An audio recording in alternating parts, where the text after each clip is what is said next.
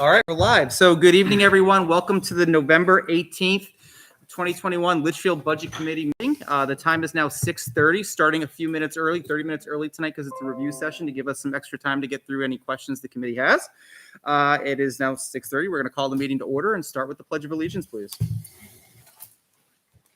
I pledge allegiance to the flag of the United States of America and to the republic for which it stands, one nation, under God, indivisible, with liberty and justice for all.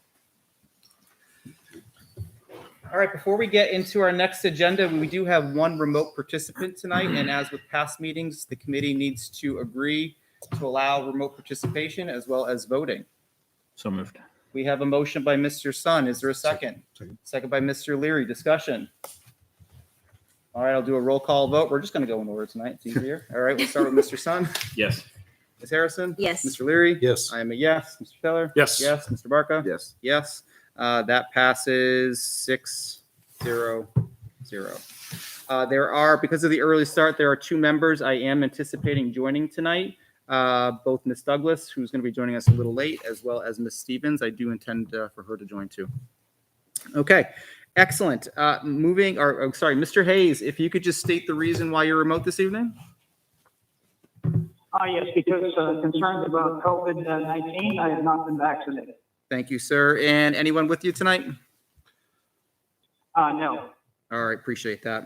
All right, shifting gears. I do have a request, however, that the mic volume be turned up. All right, the LCTV guys are on it. It's already up. Great, thanks. Fantastic. Thanks, Russ. All right, shifting gears into public input. I don't see anybody rushing the doors. There's a second round of public input at the conclusion of tonight's agenda, so we'll close it for now. Any changes, additions to tonight's agenda? Hearing, seeing none. We'll move into correspondence. I did send over just correspondence over the past 3-4 weeks to Mr. Sullivan. I'll read them into the minutes now. We do have the town budget reports that were circulated on October 22nd, October 29th, November 5th, as well as November 12th. On October 24th, we have the minutes from October 21st, which were received and then forwarded to the Budget Committee on October 28th. On October 26th, Town Administrator Brown shared the 2021 tax rate set that was circulated. Also on the 28th, Town Administrator Brown shared draft warrant articles and the link where they're updating draft warrant articles for the committee to review. On October 29th, as well as October 30th, there were several emails between town, the school, the moderator on various back and forth on deliberative dates and planning around deliberative, which has been scheduled for February 5th. I think the location is still in question, but both venues at CHS have been reserved, which is the auditorium as well as the gymnasium, if I'm correct. All right, perfect. November 2nd, paper copy version of the budget was available for Budget Committee members. November 3rd, Mrs. Harrison shared the agenda for the November 4th budget review session. Thank you for that. On November 4th, Mr. Barca sent a request to Mrs. Harrison on the soft copy of budget files. And then again on November 5th and November 9th, there was several email exchanges on deliberative once again. On November 15th, Mrs. Douglas requested revised budget files to be shared upon school board actions and voting. November 16th, Mrs. Harrison provided updated hard copy files pending school board voting on November 17th, yesterday. And November 17th, Mrs. Harrison forwarded the Excel school budget last night, and access to the drive where budget files are stored. In addition to that, I know Mr. Hayes did send me a note today as well saying he would be remote. Anything else that the committee has received that should be ready for minutes?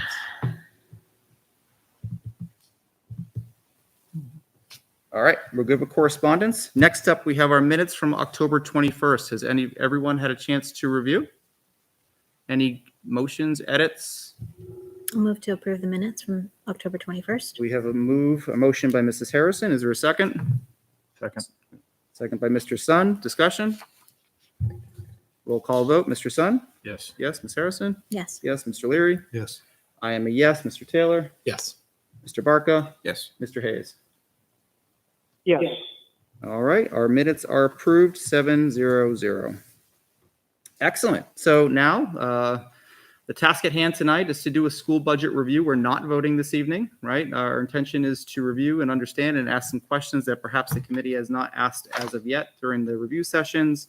I always like to kick off these sessions with the superintendent, if you don't mind, and just kind of give us an update on what your priorities are and what's in the budget that we can expect. Sure, I appreciate that. And thank you to the Budget Committee members. I think we had a really successful joint venture sort of launching and rolling this out. Having Budget Committee members attend and hear the presentations directly from the school directors and the school administrators was really helpful to, I think, everybody. The board, as you know, received from us a fairly lean budget. We just have some priorities that are going to be on the warrant. And so we felt it was important that we deliver a budget that was as responsible as possible and as lean as possible based on the conditions that we're facing. And so we came in with that budget, presented to the board. The board made some relatively minor cuts that we'll detail as we work our way through this tonight. But those cuts made it leaner, of course, because they did do some cuts along the way.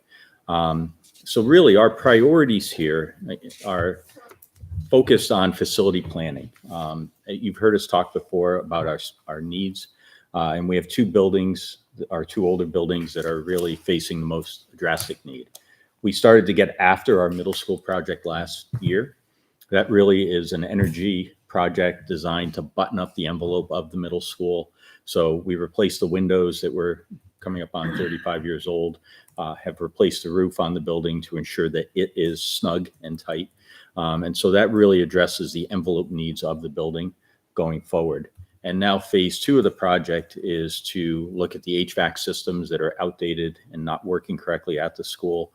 I can just tell you, I've been in the boiler room twice this week. The first time it was water sort of pouring out of a pump onto the floor. The second time it was water shooting out of the top of the pump and hitting the boiler itself. Those are the situations that we're facing down there. Those are real. They're not made up. That's actually the situation in place. And when you have a building that's 35 years old, those are the kinds of things that occur. So the project that we're engaged in is an energy redesign. It's sort of a solar field on the roof of the building. It will also include having updated HVAC systems throughout. So we'll be using electric mini split systems that will provide the heat and ventilation for the rooms using the solar power that we generate. What I like about this project is it should be cost neutral. So our intent is to take the amount of money that we're spending currently on oil and other fossil fuels, electricity, and to use that in a municipal lease sort of purchase so that we can then upgrade that building, take the existing operating costs and use those toward the new capital costs. So I think it's going to prove to be a very responsible project. We don't have final numbers on it yet. We're tweaking that out now and are in the process of pricing things out. But that level of facility planning is consuming a lot of time and a lot of energy and a lot of effort. But I really think in the long run, it's a win for Litchfield taxpayers and a win for Litchfield students because they'll be in an environment that'll be much more comfortable. And we can hopefully say we don't have any needs at the middle school going forward. So that's a key thing. We expect that will be on the warrant. And it's part of the reason why we wanted to deliver the best budget that we could. The second project is related to the Griffin Memorial School. As you know, that building is in fairly rough shape. The needs there are in the process of being articulated. We've got engagement processes with the community. We had a session back on November 2nd, was it? 2nd. Yeah. And then we've got another coming up on December 7th that we invite anybody to participate in. It's open to the entire community. There'll be a follow-up session on January the 18th.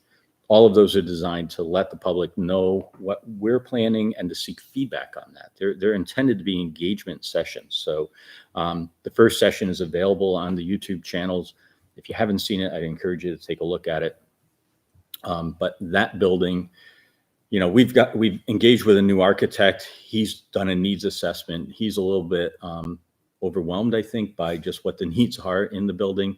And when you really start to list it all out, he came to the facilities committee last night and he said, you know, the cost to renovate that place is going to be almost as much as building new.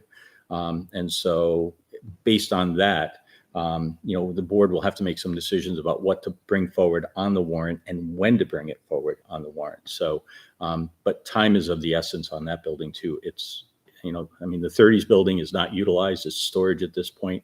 The 50s building, the 50s addition, I should say, is the worst construction in the building. The 70s is better, but not ideal. And so, that assessment is ongoing. Another thing that's important, I think, for the budget committee to hear is that the COVID-19 response that we thought we were going to be able to do this to has just brought us right into the year. I will tell you, the numbers we're looking at right now are the worst numbers we've seen yet. The situation in town, folks in town ask us, don't pay attention to Hillsborough County, pay attention to Litchfield numbers and respond to Litchfield numbers. Litchfield numbers are off the rails right now in terms of COVID-19. The cases that have occurred over the last few weeks, unlike anything that's occurred during the pandemic, and we're seeing that in our school. We have outbreak after outbreak after outbreak right now, and cluster after cluster after cluster also. So we're responding to all of these pieces. And so that's another piece that we need to continue to really be nimble and able to respond to. So when you hear me talk about HVAC, there's a comfort factor, there's an energy efficiency factor, there's also a ventilation, health, and safety factor that is really critical when we're putting our children and our staff into these buildings. So all of these are parts of what you're going to see come forward as part of this budget presentation. And then I always do my Not to disrupt your flow, really. I just want to make sure. There was a lot of HVAC work completed already, so I'm trying to balance what was completed versus what's going to be requested. Yep, that's a great question. So let me tell you what is completed. At the high school, we're pretty well done. We've been able to finally balance the system, make sure that it's operating the way it was designed, which was never done in the last 20 years. So we've been able to take care of that. I feel pretty confident about the high school HVAC system. And I will point out the high school numbers are actually pretty good. Confoundingly good in terms of the COVID spread at the moment. And considering that's the school where most students are not wearing masks too. We think that we have a higher rate of vaccination that we never asked about vaccination status. So we think maybe that's a factor. We think there could have been more asymptomatic positives in the past that resulted in some herd immunity, all of those factors. But we also have a fully operating HVAC system in that building. And so that's another thing that's noteworthy, right? But so that's what we have completed. And all of that was done using grant funds, I believe, for the high school project. And then at the middle school, we've done the quick fixes to get stuff up and going, but it's an antiquated pneumatic system that has not operated correctly for many years. And we're not going to invest in getting an antiquated pneumatic system up and going when we really want to replace it with a modern, efficient system. So that's where the municipal lease project will come in for the HVAC at the middle school, and then we can declare that done, hopefully for the next 30 years. At this point at LMS, they've replaced the HVAC system for the guidance and administrative area with a new ERV system. So now the goal in phase 2 is to revamp the rest of the building. May come to replacing a lot of the ductwork. We did have some of the ductwork cleaned out last year, but when it comes down to determining what can be salvaged and what can be, pieced back in, it might be a matter of, it might be more economical to replace the entire ductwork system and along with the rest of the ERVs and the HVAC systems. So we're determining that now. It's in the design phase. And the project that was done does cover the main office and the nurse's office. Yeah. So what it did is allowed us to have the proper COVID conditions in the nurse's office to prevent somebody who was ill in the nurse's office from having that air mixed into the rest of the building. So it was designed as a demonstration project. This is what we envision. And now how are we living with that, working with that? We've discovered, in fact, I was talking to the principal today, there are a couple of things that aren't working exactly the way we thought. We need to talk to the mechanical engineers and make some tweaks and adjustments. So, but all of that will hopefully pay dividends when we spread throughout the rest of the building. And then in terms of Griffin, we got systems running there that hadn't worked in 20 years. They're up, they're going, there's fresh air coming in. When they were turned on, birds came flying out of some of the pieces because they literally had not operated in that length of time. I'm not making that up. We fixed it. We're bringing fresh air in, but it is just a cob job of many years of many systems, and so that's quite a mess. It's running. We're providing what we can, but it's a major investment to get that up to current code and current expectations. Does that help? Yeah, thank you. You're welcome. And then my last thing, I was just going to remind everybody that, as an organization, we have people at the heart of what we do. We serve students, and we have adults employed who do that work every day on a daily basis. 85% of our budget is personnel. And so, the decisions that we've made, we don't have a lot of things to work with. We're working with people. And so we always want to be sensitive and mindful that, as people that are at the heart of our operation. And so we're making some hard decisions relative to people. But it's, at the end of the day, we have to be sensitive to them as individuals as we make some of those hard decisions. So you'll hear more about that as we work our way through it. So just a quick summary. I think you've all seen the enrollment numbers that we have projected. The enrollment in Litchfield does continue to decline. That's not atypical. Most districts around us are having declining enrollment. Families are simply smaller today, and people are not having the same number of children that they did in the past, and that's having an impact on overall school enrollment. But we look at those numbers very closely and very carefully. And based on those enrollment numbers, we have proposed taking 2 reductions at Griffin Memorial School. And that's just driven by the number of students who are coming in. So right now we're proposing that next year we will maintain 4 teachers in our kindergarten, that we will increase a teacher in the first grade. So it'll go up to 5. And that's because our kindergarten numbers have continued to be a little, fairly strong. And so we are going to need that 5th teacher, we believe. However, we're going to reduce from 5 to 4 in the 2nd grade, stay steady at 5 in the 3rd grade. And hang on one second. Here I am citing numbers, and I've got the wrong tab open on the spreadsheet. So I apologize. I'm going to say this again. I'm holding you to it now. No, because I was only reducing 1. So if you want to hold me to 1, we're okay. I'm going to tell you about. I'm going to tell you about 2 though. So actually, our kindergarten numbers, we are proposing a reduction of 1 in the kindergarten. So we currently have 5, but based on what we've seen over time, we feel confident that we will only need 4. Now, keep in mind that we worked collaboratively several years ago to establish that class size trust fund, right? We have not tapped into that. That money is still sitting there. So if I'm wrong about any of this, we do have the ability, the money is already raised, it's sitting in the trust fund, and we can use that to fix whoops that comes along or some unforeseen circumstance. It could be in kindergarten because that's the most unpredictable number. But we do our best to try to get students enrolled and know what we're dealing with in terms of kindergarten. But right now it is a reduction of 1. The current kindergarten class, we expect to result in an addition of 1 in the 1st grade, stay level in 2nd grade at 4 teachers, and then reduce 1 teacher in 3rd and the 4th grade. So if you're down 1, up 1, and then down 2 more, you end up with a net reduction of 2. And our hope is that we're able to do that through attrition, retirements, or other moves that we can make internally so that it doesn't result in a reduction of an individual, but there's no guarantees that we'll be able to do that. It's all going to depend on how the final numbers come. But we're watching those numbers carefully. The board is reviewing the class size policy right now. It came forward last night. It's a different format of the same thing. So the numbers are the same in terms of how to guide. But the board is engaged about whether they want to keep that or not. So I would just ask you to watch that discussion from last night, give the board input if you want something about that policy to change one way or the other, or you're concerned about it changing. But right now, the numbers are the guidelines that we've always used in a slightly different format in that policy.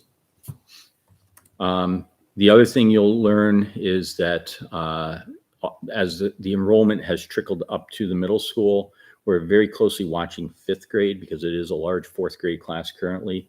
So we're not exactly sure what staffing impact we're going to have on the 5th grade. But then the 6th, 7th, and 8th grade classes are on the smaller side, and we believe that we can also take 2 reductions in those positions. So that's 2 more positions through attrition, we believe, at the middle school, with a question mark on the 5th grade that we're watching.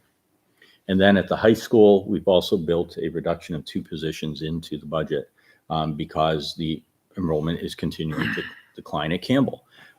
We're predicting Campbell will be at about 370 students in a few years' time. And so as we creep toward 400 and continue to decline from there, we're going to continue to monitor the courses that we offer and what we can do with the program there. So that's a net of 6. If you add those up, we're down 6.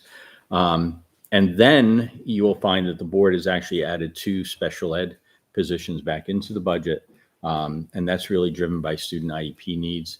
And so our goal is we've added those back into the budget. So overall, it's a net loss of 4 faculty across the district by reshuffling the positions that we have and meeting the student needs that we currently have in the buildings.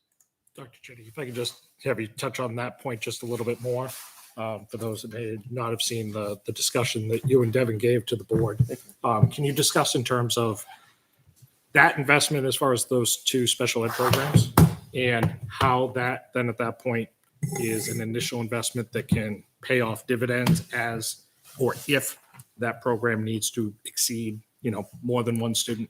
Because I thought the discussion that you and Devin had was very valuable. Yeah, I appreciate you asking that because I think that the challenge we have is I can't point to the budget and say that's a cut to make up for this ad, right? I can't do that quite yet. What I can tell you is that the cost of 1 out of district placement, so a school sent us a letter in July. Now, you're the budget committee, the budget's set in July, right? But they sent us a letter and said, tuition's going up 20% next year. And, that's a 20% increase for 1 out of district placement. So is there no state level oversight, like in our neighbors to the south, that oversees what the tuition gets set at? Like, how do they get away with a 20% increase? They're a private school. They just say, this is what our tuition No, I is gonna be. understand, but in some states, there's actually an oversight where if you're going to go for an increase, you have to have it approved by a state regulatory board. Live free or die, not New Hampshire. Well, it's always easy to spend somebody else's money. They send us the bill, and at that point, that results in some other reshuffle, costing, right? Because we've got to cover that bill. So that's the reality of it. So to the point that we're making on these special ed position ads, so what we believe we can do is design a program in-house, more cost effective and more cost efficient to meet student needs. And even though it may initially begin as meeting 1 individual student need, it can then expand to include others. We would never say, oh, well, that student's off at some other experience right now, so this person just has time. No, this person has time to work with somebody else, right? So that's how we believe that the growth of these programs will actually evolve and better meet other student needs. And if it results in fewer students going out and fewer 20% increases coming out of the sky, then it's a win for the taxpayers. So, we can softly look at some things in the budget and say, we predict that we wouldn't need this in another year. No guarantees on it because you don't know what the individual student need shifts will be. But we do believe it's going to result in some long-term savings. And if you look at, I really want to give Devin a lot of credit on this because I think when she came, there were like 17 out of district placements and we're down to a handful. So we've been gradually reducing the number of students going out by building the in-house capacity to meet student needs. And so this is one more example where we think we're going to be better equipped to keep students here in the home school and educate them more cost effectively. And Go ahead. just to confirm, make sure that everybody's aware. So those out of district can be in the range of $120,000 per student. Well, that's just the tuition costs. And then you And add then your transportation transportation. costs in. And But you're- transportation, you won't lose out because doesn't that program also then at that point transport them to different parts of the community in different activities. So there is still some transportation costs that you would still incur, or no? You have kind of two things. I mean, sending to the out-of-district placement is just a direct cost, bus there and bus back. But if you do keep the student in, I guess there could be some programmatic transportation costs to different experiences in the community. So, it might be offset a little bit, but it's very different. Driving somebody every day to a place that's 30 miles away versus an occasional shuttle around is a different look.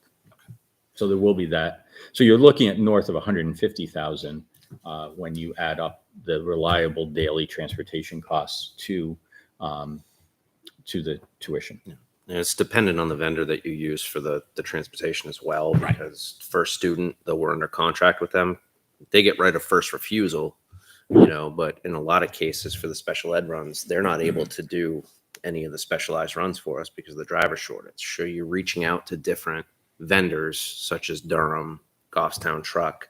They charge different rates than we would get through our contracted provider. So those can be in excess of $200 a day. So we have that challenge as well. You were trying to help me. No, well, that was the question I was going to ask, because I think when you look at the conversation that was had at the joint meeting around that, 90 to 120K plus transportation costs, and then the potential proposed cost for these special ed positions, we're talking about one student can make that cost neutral, if not cost savings. Absolutely. That's the key point. And again, we've already demonstrated that by the number of students that we brought back in-house. Because do the math on it. If it's 10 fewer students at $120,000 per, it's $1 million plus that you've been able to bring back in. So Have we really had that many out? Because I don't recall this number ever being 14 students. I remember when I was on the board, it was at least a dozen. There was a lot of them. But they weren't in the 120,000 range. They were in No, the, it ranged from 50 so to this 50 to 150. line was never 1.5 million. It was over $1 million though. So, but you're proposing adding, I'm sorry, a total of what, 200 grand for these two positions ish? it's Thought it came to probably, like 180, yeah, because it's going to be about 80 touch per. under 90 each. Right. So we currently have 400,000 for two.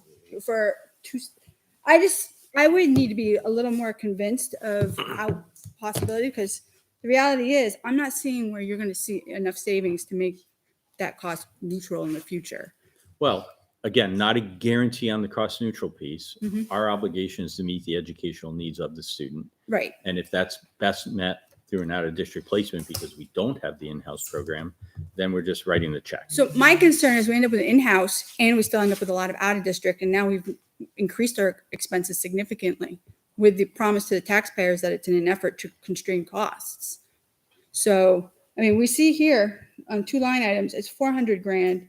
Your whole total is 360. Well, you've So- gone right to somewhere in the budget. Do you want to tell me what page? you're Well, on? I don't let- have the current one probably because, Sorry, you came in late. yep. This is more of an overview. No, that's fine. I'm just saying I would In the need. spirit of that, let's continue with the overview, and when we get Yeah. into the Okay. sections, then we That's can. fine. But I'm just saying I'm not convinced. That's all. Yeah. Just We'll- color me skeptical. We'll take Yeah, them we'll one by see this. one as we work our way through. So, Yep. just a quick reminder that we're going to be implementing this budget in July of 22. So, we're still 8 months away from the time that this begins, and we're 20 months away from the time that it ends. So, speculating about special needs is part of the risk that we take, because one family moving into town could bring special needs expectations and IEPs that we aren't even aware of right now. And we're obligated to meet those educational requirements. So, we are trying to be as tight as we can with this, but you also have to keep in mind that that's why we have a special ed trust fund that we can rely on, because things can happen. So again, we've been smart in terms of developing the savings account to make sure that we can respond if necessary. So those are just my general overview reminders for the budget committee. Fantastic. Two questions for you. One, valid point. We talk about it every year, right? This is a budget that starts in July of next year, right? And has to carry forward for the next following 12 months.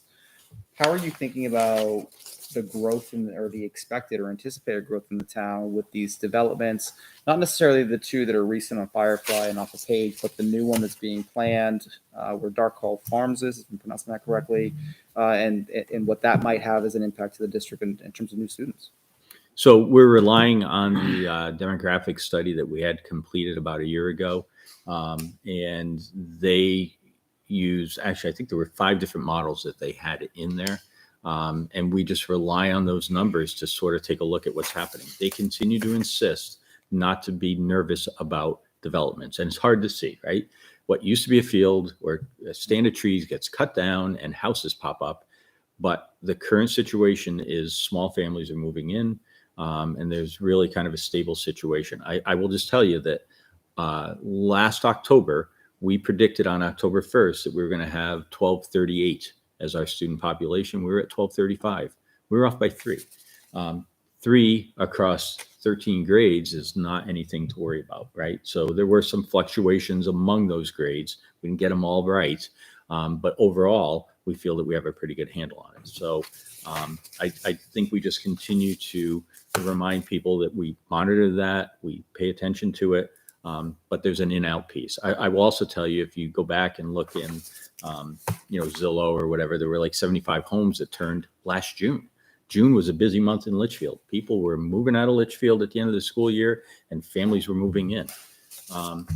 And at the end of that, we had a change of 3 from our prediction, because there's a give take that is just sort of built into what's happening. And so I would just urge everybody not to panic over it. We'll monitor it.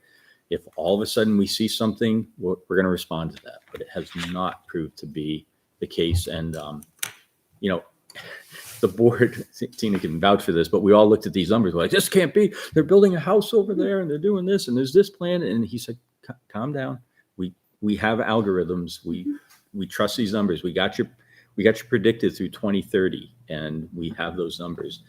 He did suggest to us that annually we should take a look at which model is proving to be more accurate, because they're not exactly the same. And so we might have to shift to say, this methodology is better than the one we've been using. But right now, our methodology has proven to be good. Second question. We talked about certainly special education transportation.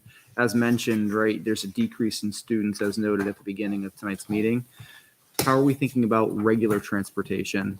Is there any cost savings there? I know we're in a contract. Are we fixed for 9? I think it's per student, right? Or how many students we have the ability to adjust that? I'm trying to remember the terms of the contract. In terms of the contract, is a daily rate per bus.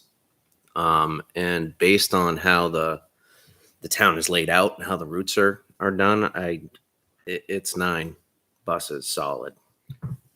We just did an audit on the buses, and they are not, they're not under capacity. Quite frankly, eliminating the high school run. Right. The high school run had 8, 9 kids on the buses when they were arriving, because it was done so early. Students were opting not to take the bus. So we made a gamble. If we combine the middle and the high school, are we going to drive our ridership through the roof and make it problematic? That didn't happen. It seems to be self-correcting. I think we actually have finally tweaked the system out so that the buses are working. When we next negotiate the contract, we will then have the ability to say, and here are the actual parameters. They know what the numbers are, but we can have them bid directly to it. They bid, and we agreed and entered into an agreement on the old routing. The only thing that we're seeing now is there is a fuel savings, because we're not running as many miles around town. There is a fuel savings that's coming back to us in the form of a credit, so that when we run some of the other shuttle runs, then we're able to utilize that credit. So it's been beneficial, but you're talking, I think they said it was like maybe 50 miles less a day, a couple gallons of diesel. It's not. But with the cost, You're not reducing it. You're not dropping it from 9 to 8 because of reduced students. No. No. All 9 buses are fully needed. They are. I think ridership is in the 50s on each run. So there's not a reduction in terms of the number of buses. The other thing too is the town is spread out in such a way, and by the time you get around town and try to do this in about a 35-minute window, you really need those 9. If you took one offline, the buses would be fuller, and you'd have to disperse them, and you're just going to add to the lengths of the runs, and I don't think it's going to work out. So we really need the 9 that we have. Okay, fantastic. All Corey, Couple did you other have a- questions just about the opening comments? So as far as the LMS project and the, expected savings and things of that nature, has the vendor actually given you school districts that you can reach out to that have already gone through the program and found out from them what they actually received as far as savings after the system was put in place? So the folks that we're using as our consultants to do this design have completed projects in other New Hampshire schools. So we've had those conversations. We verified before we even got into this that we were working with a team that has a proven history of delivering on it. And I will also say that many, many schools in New Hampshire are doing exactly what we're doing, and there are a variety of ways of doing it. We've chosen to, I'll use the phrase, cut the middleman. So there are companies that will come in and do this. They'll finance it for you, they'll deliver it, and then 7 years later, they'll sell you the stuff that they installed after they pay back their investors who have done this. We're cutting that aspect out. We're not using investors to profit on this in the middle. We're going to make sure that those profiting are our taxpayers, the ones who are going to profit. So we might be paying a little more for the consultant, but I don't think so, because you're cutting out the middleman and the company doing that is getting a cut, right? So we're just using the direct savings with the people that we're engaged with. So I'm pretty confident that we're going to deliver, as we expect that we're going to. What are they giving you as far as what you should predict for the 2024 budget in terms of reduction in fuel costs? So we don't have that number yet. Okay. But just imagine this: the boilers are gone at the middle school. The oil tank is out of the ground. The 50% increase that we're all experiencing right now in home heating oil is not our problem any longer, because that's not, the fuel savings. I think in the budget, you're going to see, 70 some odd $1,000. That money is going back toward the municipal lease to pay for the equipment that's generating the electricity on the roof. We don't have a payback period for that yet. Okay. Call it, I'll say 20 years and hope we can deliver better. But whatever the period is, the rest of it will then be savings, right? So the life of the panels and the mechanical equipment will exceed that, and then it will be true savings. So right now it's sort of a shift in how to get there without causing an increase in the taxes by using existing operating funds, and then it'll be gravy, if you would, after that. Yeah. So in terms of utility in this budget that we're presenting, you'll see in the facilities budget, there's no big decreases to electricity or oil because it's too soon to tell, really. We don't know what the full impact is of what those projects we have done at the middle school. And that's why I asked as far as based on what should we expect in the 2024 budget, Yeah. realizing that 2023. And that information will come because our consultant, Dick Henry, has numbers going back 5 years on usage in every building, and he's calculating all this stuff. So as we get a better picture of, we'll see what the impact is of replacing all the windows at LMS. And now that envelope is, more solid. Are we retaining heat in the building better than as we used to be losing it? They took really interesting infrared pictures of all three of our buildings with a drone, and middle of winter, and the side of LMS is just glowing red, like we are just bleeding heat.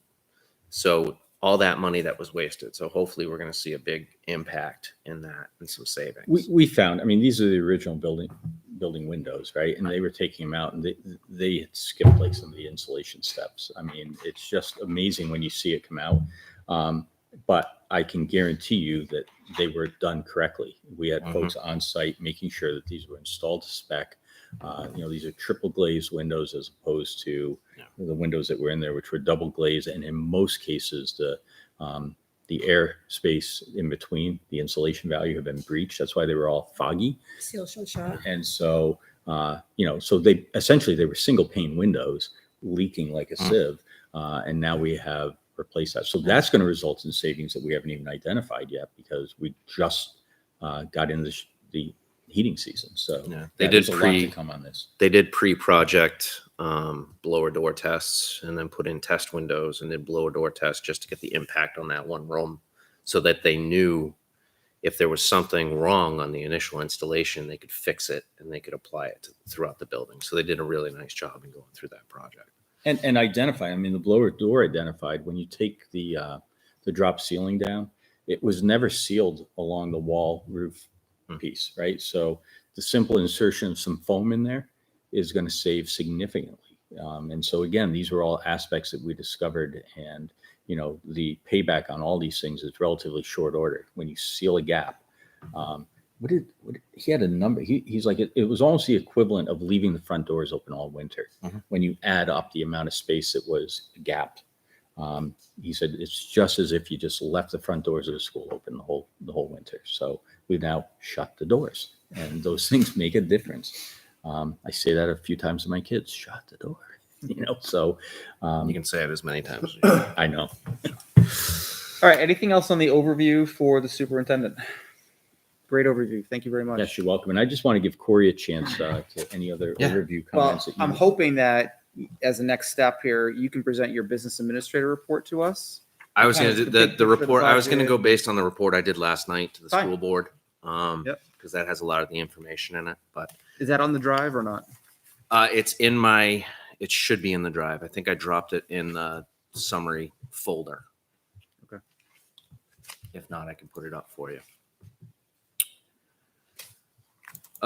So start off just commending the admin team and the directors and the school board with just being very cognizant of the things that we're looking to do on the warrant and making sure we bring in this budget as conservative as possible without sacrificing, you know, the important things that are needed by students. It's always a tough process every year, starts in August, you know, and now here we are. So as of last night, the school board unanimously approved a gross appropriation budget of $23,931,881. This is a 0.5% increase in gross appropriation from last year, and a total of $130,000 from last year to this year. In terms of the general fund itself is up $142,000 at 0.6%. So it's really did come in pretty lean in terms of any increases that we look to do. Based on that, the activity that we've gone through was the items that Mike mentioned, a reduction of 6 positions, and then the addition back in of the 2 special ed positions. So all that activity ended up, I think the initial reduction was about $534,000 that the school board reduced the budget. We did have a couple additional retirement intents to retire that came in that added back in about $91,000. But then we added back in the 2 special ed positions at $178,000. After the presentations that we did, we received such things as the actual increase to health insurance, which we budgeted initially at 10%, came in at 8.6%. So the increase total was about $170,000, but we were able to reduce the budget that we had by 31. We also noted in the special services budget that there was additional sessions budgeted for music therapy that could be reduced. So Devin gave me those reductions, so we brought them out. Based on, let me go up to my report. Can I ask a quick question, Corey? Yes, sir. While you're pulling that up. So last year, there was a lot of vocal concern about the fact that the budget was only going up a very small amount after it came through the budget committee. Mhm. Then this year, you are presenting something that is almost identical as far as a year-over-year increase. Mhm. Can you explain to me what you learned or what has changed that made it from you guys are cutting us too much to we're presenting something that is similar in nature as far as, you know, reduction in growth? I personally believe that we had to be very conscious because we know of the items that are coming up in terms of the warrant, that you're looking at the municipal lease purchase for LMS. We're looking at 2 collective bargaining agreements that are going to be on the warrant. You know, we need to make sure that when these things go to warrant, that we can get the recommendation of the budget committee to work with us, and that we have a real chance at getting these things passed, because these are the priorities of the district. And we want to be respectful to the voters. You know, we come in with a responsible budget. We're not looking to increase it by a big amount. But we have these other things that we really have prioritized that we need to get through the voters. So we're trying to be very, very respectful of that, I would say. I think a couple of other things that, we were concerned last year with like the early retirement numbers and, cuts that were made to that. It turned out that people didn't retire. We thought they were going to. They put their letters in. We budget based on that. But, we just had a little bit more breathing room than we expected. We were sitting there last year saying, yeah, but you cut this by 200,000. If that comes to fruition, we have to find that somewhere else, right? I say that because it didn't pan out. However, I will tell you that I think a lot of people didn't want to retire during a pandemic. They wanted their last year to be normal and back to normal. And so I'm going to caution us to not do that again this year, because the number is, I think, 11 in there, retirees that we budgeted for. And I think that's going to actually be accurate this year, or within 1. So those kinds of things that allowed us, to kind of breathe deeply. I think another piece is, frankly, the money that came our way in terms of ESSER funds and other initiatives from the federal government in particular, although the rules to use that are very complicated, and we still have not had some approvals for those, but the time period is also extended out in many cases to like 2024. So that's allowing us to get after some of these other projects like HVAC and so forth. And so that gave us the ability to get after stuff without costing the taxpayers. And it wasn't dipping into, shifting something within the budget because there was this grant money that we didn't foresee. Even last year, the legislature gave us an unanticipated revenue of about 260,000 for this year. So our revenue sources came in higher than predicted. And so that was just kind of a nice bonus that there is that additional revenue that's come in. So, and anchor on that number for a minute, 260, we promised to come close to not spending 200, but then we got 260 in additional revenue. So that frees up our ability to work within our bottom line and still leave a $260,000 fund balance that will go toward next year's budget. So all these things are just sort of nice stars aligning, COVID benefits, if there is such a thing. Yes, you got to find some silver lining in all of this, and that's a part of it. So I have a question. You mentioned that we budgeted for people who notified us of retiring and then didn't. How many did we budget for that were not used? I'll have to get you that exact number. Yeah. Because obviously my question is going to be what happened to that money. So. Well, it was part of the fund balance that we returned last year. Sure, I would have. That's always a matter of semantics. Because that money should have been sidelined and completely returned without it being tied up in our $200,000 goal. So I'd be interested in knowing how many did we budget for and how many were actually put into effect. Yeah, we can get you those numbers. On those ESSER funds that you mentioned, was there ever state approval on using those for HVAC systems? Did that finally come through? Well, our grant has not yet been approved. So The commissioner there was some hold off on whether he was going to approve that or not to be able to use those funds he for. really had no choice when the federal commissioner came out and said, this is it's earmarked. It says right in it, it's for HVAC. And Right. so, and there's a lot of posturing around making sure you follow the Davis-Bacon Act. Well, we do. So there's all these pieces that got everybody nervous because there's terminology coming out of Concord at schools. But our team is pretty proficient at getting this done. We're picking our way through the compliant. state red tape, if you will, to get everything submitted and approved. Okay. The level of red tape that came with this is astronomical. It's unlike anything we've ever seen with a grant.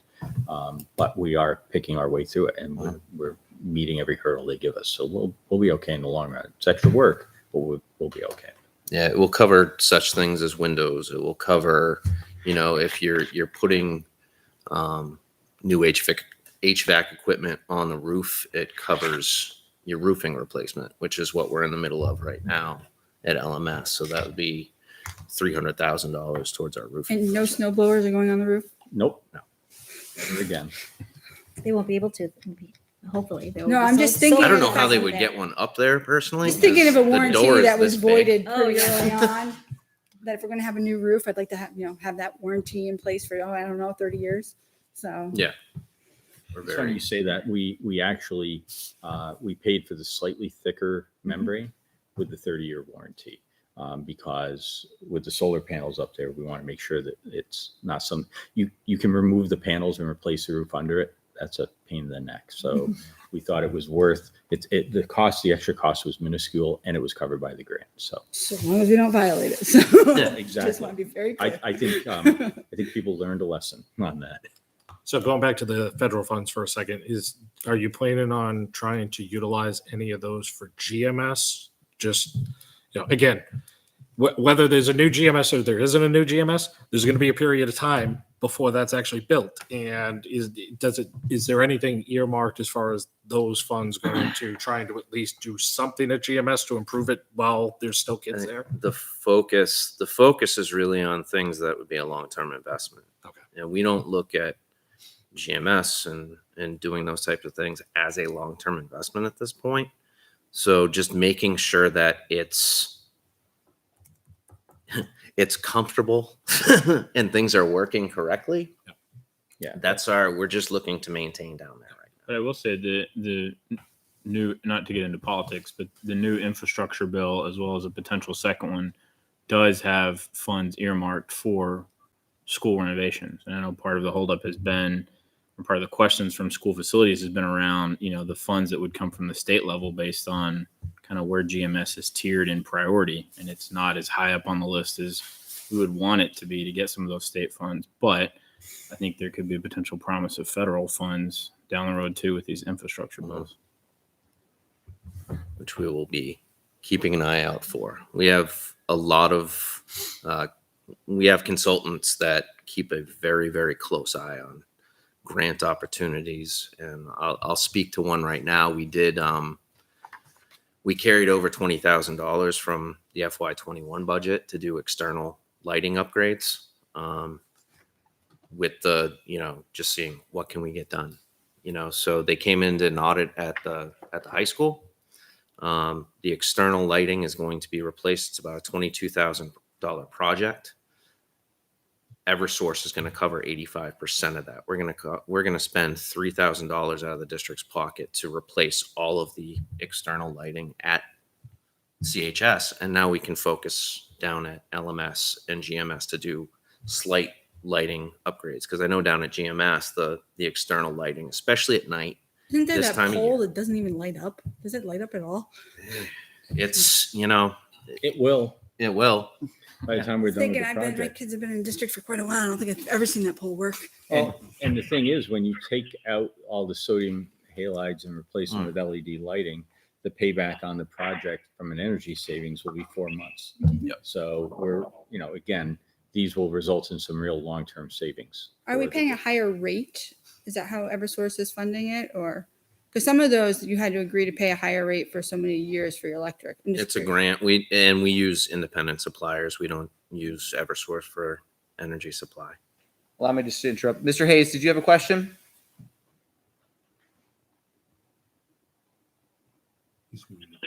No, I put myself on mute. Sorry about that. No worries. Just want to make sure we give you the opportunity. One follow-up question to Mr. Taylor, and I know we're going on an hour here talking about overview and stuff, so we should shift gears and actually get into the budget at some point here. But the federal grant money that we have, you're alluding to kind of a larger price tag for LMS HVAC, right? Being put to warrant. obviously that hasn't been shared. We don't know what that is, but can some of that federal money be used against that project? Absolutely. That's all part of the formula. Yep. So it's a combination of federal grant money that's already paid for the Yep. roof, can be used for some of the HVAC upgrades. That will come off the top of the price tag. And then the remainder is what we would have to borrow through the leasing project. Mhm. And the payback for that would be the reduction in oil and reduction in energy costs. So in the end, we should be able to take current operating costs and just use those on the municipal lease to pay back. So that's the goal. Plus there's other, Savings on the portables. well, the problem, I'm sorry, say that again. The savings on the portables. Well, that's right, because the portables actually, that resulted in like a 40 some odd $1,000 reduction between rent, plus we had extra heat and Utilities, yeah. utility cost. Propane was out there Yep. too. So all of that has come offline, and technically is available to go toward this project too, if you think of it as a savings, right? So at the end, I think it's really going to pay itself off and be a good way of getting the upgrades we need and in a responsible way. So who would we be leasing it from? What's that?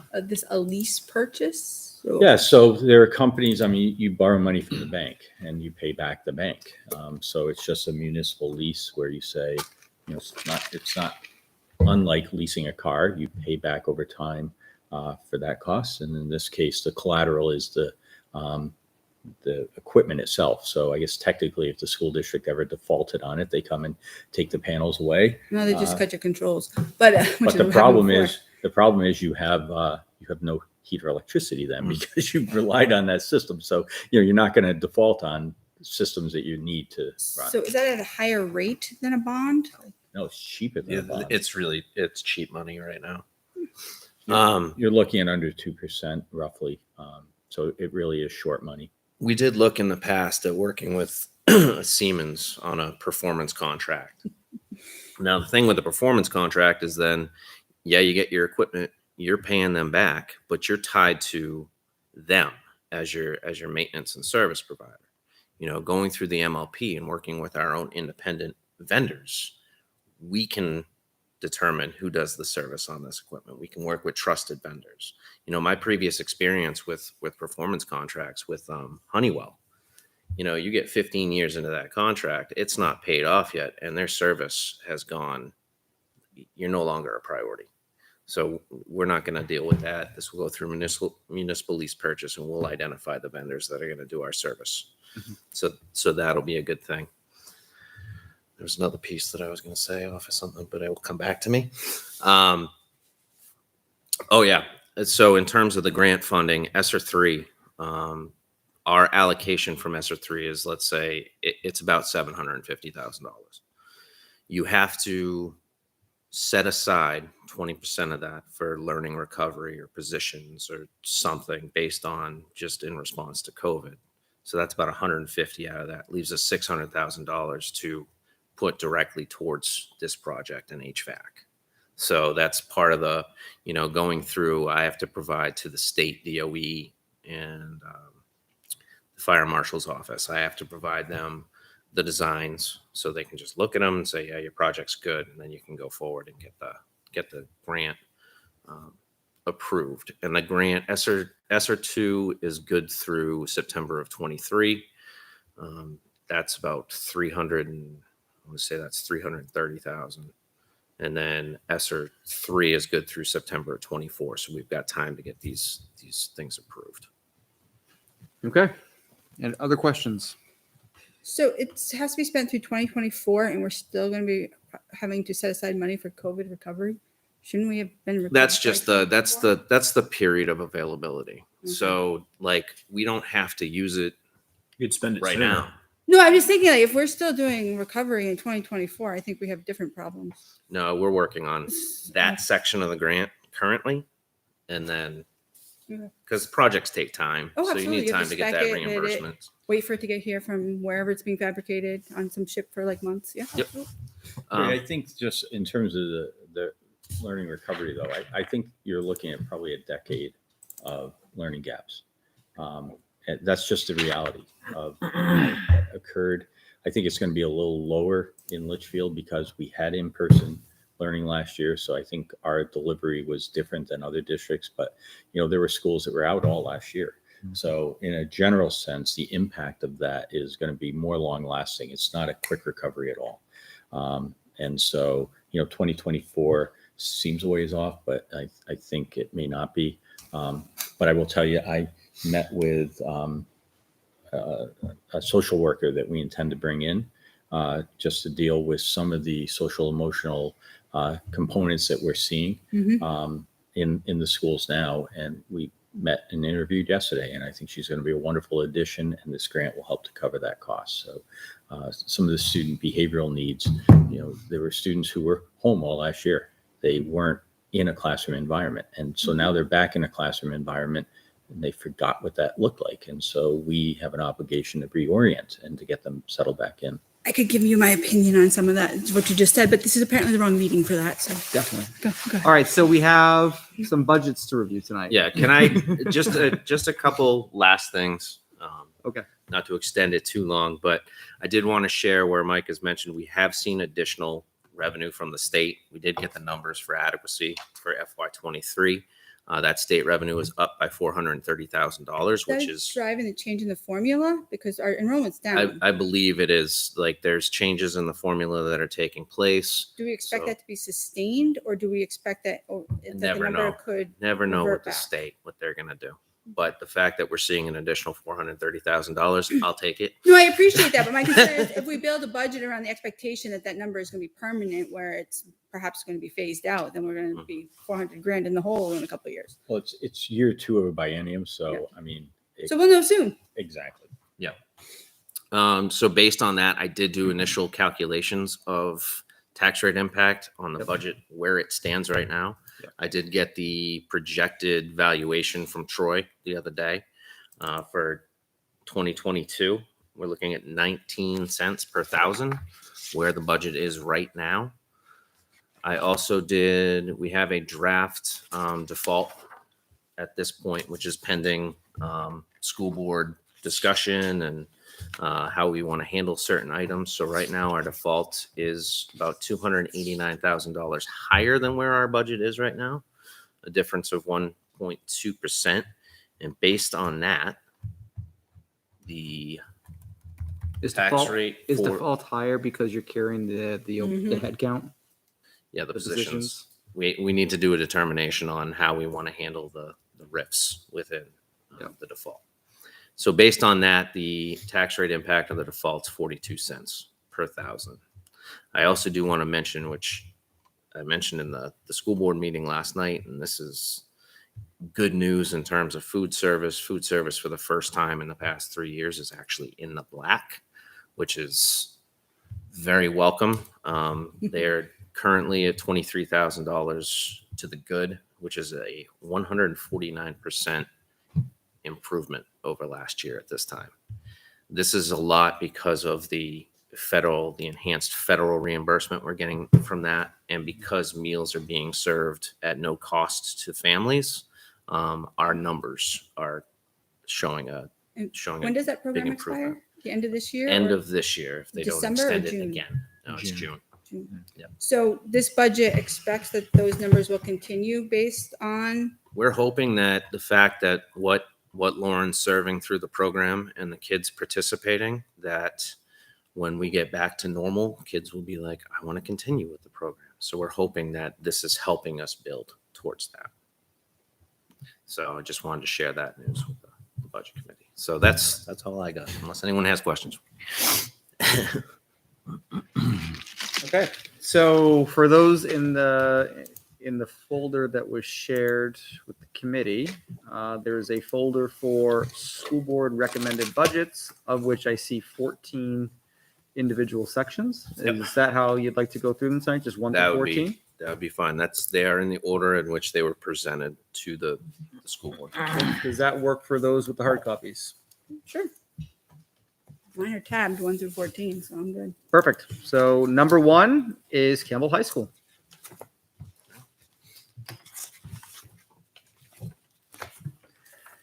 So just a quick overview for you. The Campbell High School budget overall is a net reduction of $12,882. The principal and the curriculum facilitators did, I think, a really nice job of going through and just being as tight as they could and trimming what they could. So we're happy to go line by line or page by page, whatever is your pleasure. For me, it's valuable just to do it through each of the 14 sections. And then instead of doing a page by page flip, giving the committee an opportunity to ask questions on each one of these budgets themselves. Does that work? That works. Yeah. So I'll open it up to the committee for questions on Campbell High School budget.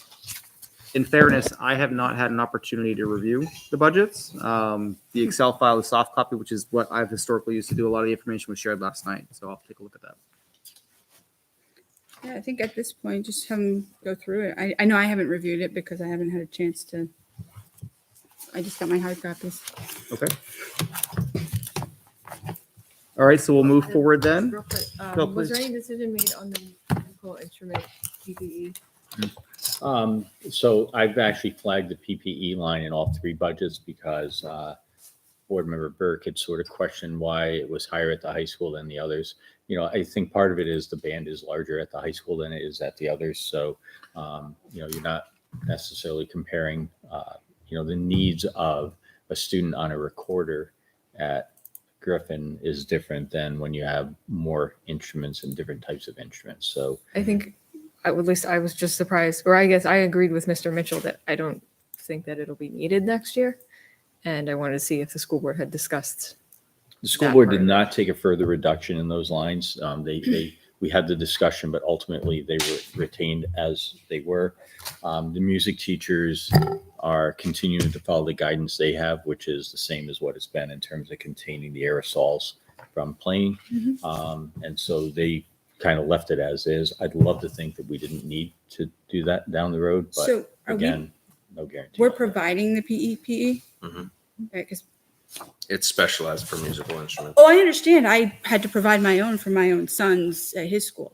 So I'm curious, we have parents provide their student masks for classrooms, Or we Why? provide them. We have Yeah, masks. we do available. provide masks. but should we not perhaps encourage, because there's differences in what you have? Like It's maybe, considered a classroom supply, I think.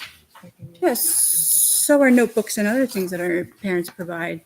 So to me, it's, Those. I used to get a supply list that's posted on from the teachers. I just say, it's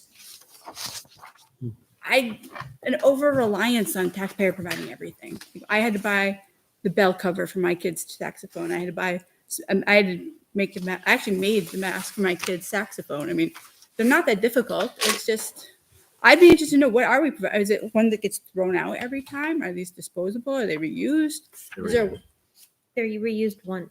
My daughter plays euphonium, so she has a euphonium sized bell cover that she uses for the entire school year. What's a euphonium? Oh, it's like a mini Sorry. tuba. It's a baritone horn. knowing what the going cost is for my kids, I'd be curious as to what we're using and providing here, because it seems out of line with what my son's music teacher had recommended. So I'd just be curious. Okay. I do have a question on a couple Please. of sections. CHS vocational education, page 15.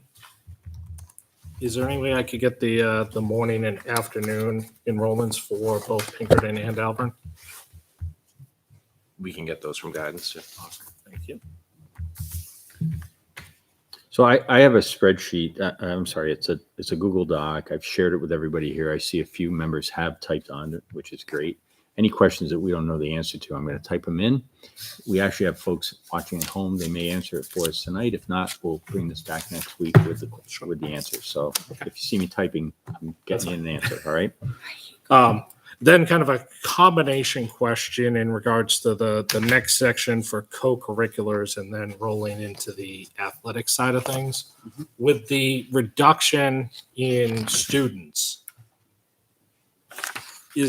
should there be, for the exception of like the cookout, the freshman cookout, I don't see very much as far as a decrease. Do we really think that there's still going to be enough students to be able to have like varsity and JV in many of the different sports. So is there any consideration there about any reductions based on just participation? I know it was brought up, 2 Thursdays ago, about Josh Knight had mentioned that 60% of the student body participate in at least one sport.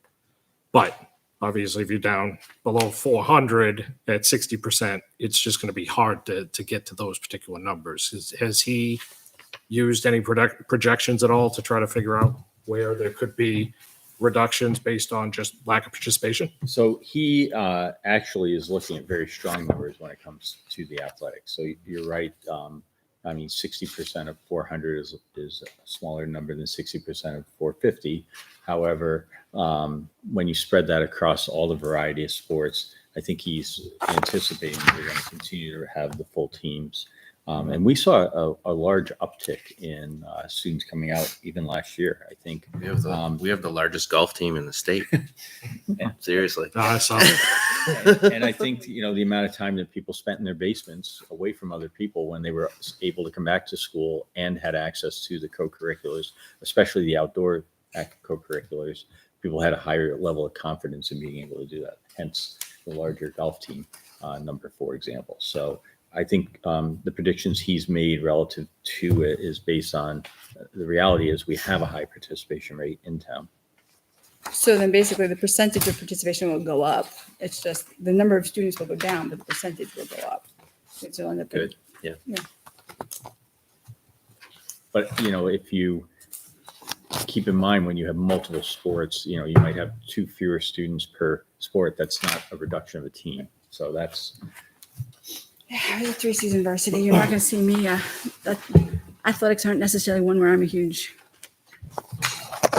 But I will look at umpires and stuff. But Other questions on CHS, please?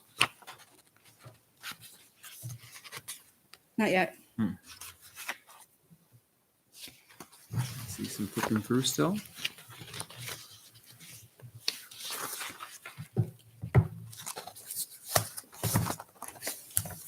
Good. All right, why don't we shift gears into budget 2, which is the middle school. So the middle school budget is always a little bit simpler than the high school. You don't have the same look in terms of the departmental budgeting. The athletics are not as plentiful as they are at the high school. In this case, so our interim principal, Martha Thayer, sort of led the charge with getting the budget developed. And then our new principal, who started on October 1st, Jen Grantham, came on board and worked with Corey and Martha and I pretty quickly to get this pulled together. You're looking at a reduction of $11,044.77 in the overall budget for the middle school. And part of that was, again, just being strategic, going through, really questioning expenses and finding ways that we could eliminate costs. I was with her today in the fax lab, and we looked at the tables. They are the 1985 beautiful teal green tables that are falling over. A kid is writing, and the table is like literally shaking like this. I was like, okay, is it going to stay up? So when you see tables, we got 35 years out of the tables, but they're ready to be replaced.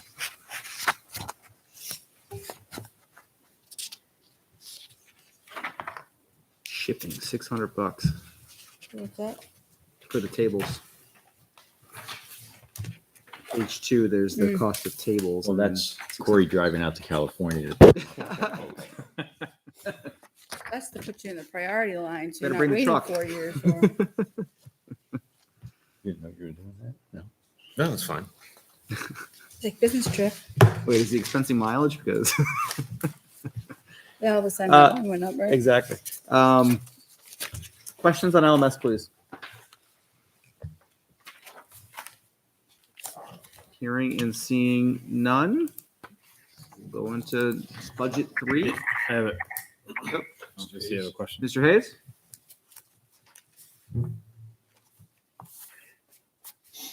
No questions. Thank you. Go ahead. I did have a question. It looks to be page 5. Under athletics, the athletic online registration software. Is that a new tool So that they're using? it was used through the high school. The high school paid for it for both schools for this year, and now their LMS is going to pick up their side of it. But both schools used it. It's a much better system. The parents are raving about the ease of this. Makes it easy. You go in, you register, you upload your physicals and Yeah, and it gives you concussion all tests and the. all that stuff right there. It updates you on everything when games are, when events. Like it's good. What is CRCC? Registration fee for 35 students. Where, which Page 5, under co-curriculars, it's below the Lego robotics. There's a CRCC registration fee. I know what most of the other ones are. I'm just not sure what that one is. Chorus, maybe? CC, I usually think cross country, but that's, Oh. but it's co-curricular, so. I'm looking at it and it's Lego Robotics and Is it's above it, and Coders Coda Z is and below then it. replacement robot. It feels. I'll get you the exact acronym. I'm just- Like a coding thing, but we can definitely get an answer to that.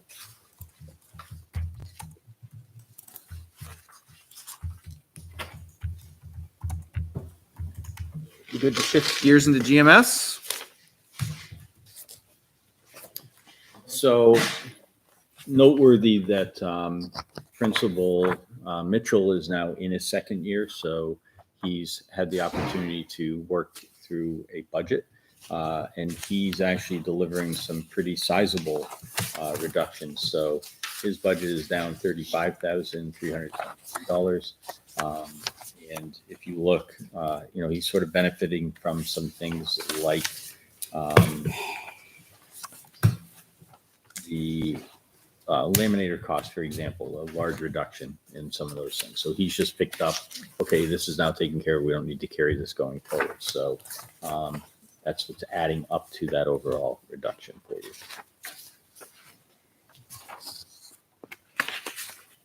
Page 9. Lego group transportation to finals. They had that competition every year.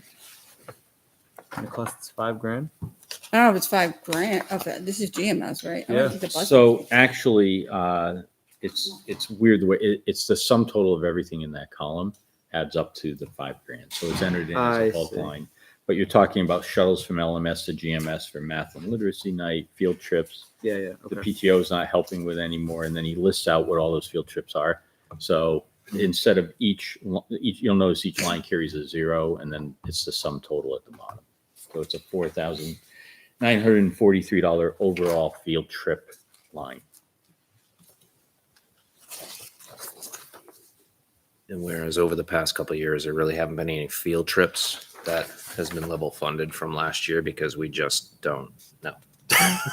Yeah, it's an example where the 3-year averaging has gone askew because FY20 actual, all those end of the year field trips didn't occur during the shutdown period, and then last year people just weren't taking field trips because of many of the places weren't accepting students. So you look at spending almost $4,019 and then $359 and $298 in the last 2 years. So we've restored it back and are hoping to take field trips again. It's budgeted for this year, so hopefully you get to. One of the analyses that I generally do, as you're well aware, and the committee is mostly well aware, is I look at travel and conferences and those types of lines. Without having the opportunity to do that yet, I do see travel is up in at least a few of these lines. Is that a general theme throughout the budget this year? So the administrative team have added some of those conference and travel back in. So a lot of our conferences have gone virtual. Yep. And so we didn't need to travel, but now they are opening back up to in-person conferences. So Principal Mitchell, I know, has added in some travel costs for conferences. So yeah, you'll see that those are being added back into the budget if you work your way across it. And I think you and Mr. Mitchell both gave a nice explanation of why you choose. For example, he specifically spoke to a conference that he looks to attend for specific reasons to support things at GMS, whereas you talked more about staying local and the benefits that that has to the role that you do. I think that's beneficial for people to hear. Yeah. So basically, what the principals look at is like the Association of Supervision and Curriculum Development, ASCD. They have some really top-notch conferences, and sometimes we're lucky that the national conference is in Boston, so it's a day trip, but it's not always in Boston. And so, but you really have an opportunity to hear top people in the field and get top professional development there. So, in fact, Principal Mitchell and I talked about it today, where I feel it's important when you go. Sometimes you have to bring a team. One person can go as a pioneer to see if there's something there to bring back, but you got to do something with it. It can't be just one person learns and then brings that knowledge in their head, right? So I want to be really strategic on the way that we use the PD funds to make sure that we're bringing back to the district the benefits that we can bring. And so in some cases, it may be sending a small team out to a conference. But the other piece is the local aspect. And so, I rely very heavily on my colleagues, especially because we're all sort of experiencing a similar thing right now with the way schools are operating. And so, that's important that I have that networking opportunity. So that's not as costly as others, but that's an important aspect of staying fresh and staying on top of things. So it's we want to be very careful and mindful about why we go to a particular conference. It's not just go to go. It should be, what are you getting out of it and what are you going to bring back? So just going back to the point about, sometimes you send somebody out as a scout. I think it was mentioned, I don't know if it was on Thursday or Monday, about the benefit that the district saw in terms of the teachers themselves, then at that point coming back and being that expert and teaching the rest of the teachers. So can you just explain a little bit in terms of, kind of how that kind of determination around, let's send 5, but then at that point, that means that 4 other people can't go scout out other ones and bring back what you've already seen as far as great synergy within the. So again, staff. that has to be strategically determined. Where do we think we're going to be able to get the biggest benefit? The trainer model works well, but you have to be purposeful. You have to say, we're training a team of trainers to then come back and train more. But you have to say that. You can't just send somebody and I'm going to come back and say, well, now we want you to run workshops here, right? So again, purposeful, strategic, and planned is part of the way we utilize those funds. And in some cases, I think this might help us, but we really don't know until we experience it and visit it. That's the scouting aspect, where let's go find out what that is. What are the benefits that we can bring back? So again, you just have to keep the dialogue going.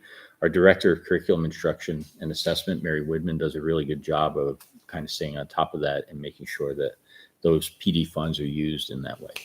The other, to kind of piggyback on your question, I think, Scott, Mary was talking too about, I think that we saw a reduction in the professional development for teachers this year because we want to refocus on the experts that we already have within our district. And so kind of finding, this teacher's really good at this. I want these teachers to learn how to do that like she does. Or this teacher's kind of an expert in this. Let's go learn from him. And building that collegiality within the district, does end up reducing some of the funds that would be spending out elsewhere. So I think that's another way that we can really target and use those funds strategically. Okay, other questions on GMS, please? All right, moving into curriculum. So the curriculum budget, again, our director of CIA has done a nice job. She's delivering a budget that is reduced by $1,737.90. 90 cents popped in somewhere. But basically this is to meet all the PD needs that we have for the district. There are some contractual things that are built into this this ask. And then there are some programmatic pieces that she has built in also. So happy to take questions that you might have on it. Question on textbooks. Mhm. So I believe Mary had said last year that, there's a plan and there's a cycle and, going through. So if I take a look at it, over time, it seems to be in that, low to mid 20s, and now we're in the mid 30s. Is that based on the fact that the cycle or types of books that come up happen to be the more expensive ones? Or is it that we're just, are we off the cycle? Or are we still trying to build to that level cycle? Like, are we going to see spikes like this on a regular basis, or is it going to kind of flatten out after So this? in a perfect world, we should try to level those spikes. We shouldn't have spiking. Now you're going to have some programmatic spiking. Math may cost less or different amount than Or English. science year, and all of a sudden, you know what, you got to pay more for the science books. The piece that we're paying for here, and what I think you're seeing with the spiking, is that the district many years ago adopted both ELA and math at the same time. I don't really understand the history of why that was done, because you wouldn't typically do that, but now you have to readopt because they're expiring at the same time. And so if you look at it, she's actually trying to kind of level that off by extending the contracts differently, so that she's trying to space them out, but it is resulting in some spiking in that line. Well, I'm excited to see the new math. So, what is the Renew Study Sync 6 to 8 3-year? Yep. So Study Sync is the ELA program at the middle school. Okay. That's being renewed. The contract's Okay. being renewed. And so it's a 3-year contract. And again, I wish she had written in the other years, but she's trying to space them out so that they don't all come due at the same time. Okay. Yeah, no, I just associated Journeys with ELA. I didn't realize that it's Study So Sync. Journeys is the K-4 Right. program. And then this is the 6-8 program. Don't ask me about 5. It's got to be in there somewhere, but I think- So hopefully in the next, but I'm sorry. Go ahead. No, I was gonna say, I was trying to remember back to 5th grade if they are on Study Sync or Journeys. I think they're on Study Sync. Yeah, I don't remember them being on Journeys. Yeah, I don't think so. So going back to my question, it seems like that based on math and ELA, this one is going to be kind of the anomaly. She's working on trying to get it smoothed out later on, but we should expect that then it's going to come back to the normal range that we're used to seeing. right. And honestly, I wish I could give you the history of it better. I just don't have it. It was before Mary and I arrived.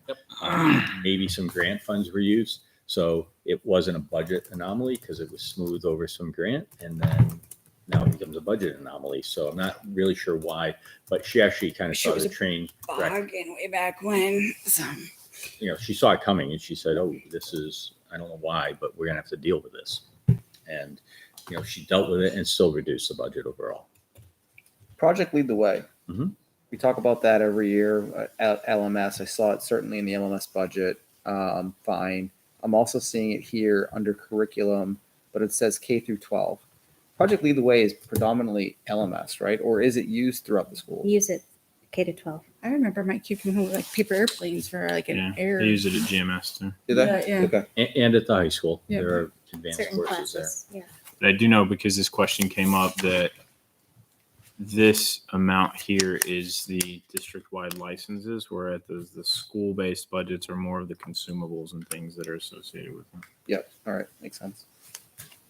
So I guess then my question would be, what, if you take a look at like a biology at the high school, like if there's a Project Lead the Way biology, and then there's an honors biology, and there's an AP biology, No, or certain classes, like I think it's Principles of Biomed is one of them. That's a Project Lead the Way course. Okay. So that's the program we use for that course. They're more elective type courses. Right. Yeah. Okay, gotcha. Like AP computer science is part of the way too. Yeah, like GMS weren't they like workshop kind of things like during like an Yeah, an G- enrichment kind of activity? Yeah, during- like in science or something. yeah. Yeah, they incorporate it in their science curriculum. So we're adding a cybersecurity class? That's awesome. At the high school. Yeah, no, I think that's great. Mhm. That's awesome. That's already running though, isn't it? I think it's up and running this year. Okay. It's a really cheap. They don't have textbooks this year? Yeah, they Um, just they- See if it's kind of odd to do cybersecurity with Let a me textbook. double check That's that. okay. My kids are in it, so I'm kind of curious. they have Python and C++ classes. Next year they really get into it. They all hacked it off the web. Why were conference workshops so expensive this year?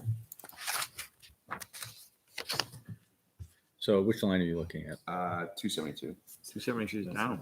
It's down, but why did it go up so much this year and then back down? I see. For FY22. I think that was what Tina was referring to, where there was a spike in, sending people out for professional learning, and then they're looking to bring people back in. I believe that's the way I heard Mary explain it, but we can clarify. I think there were some new AP courses and some experienced AP teachers had left the district, so we had to increase the training.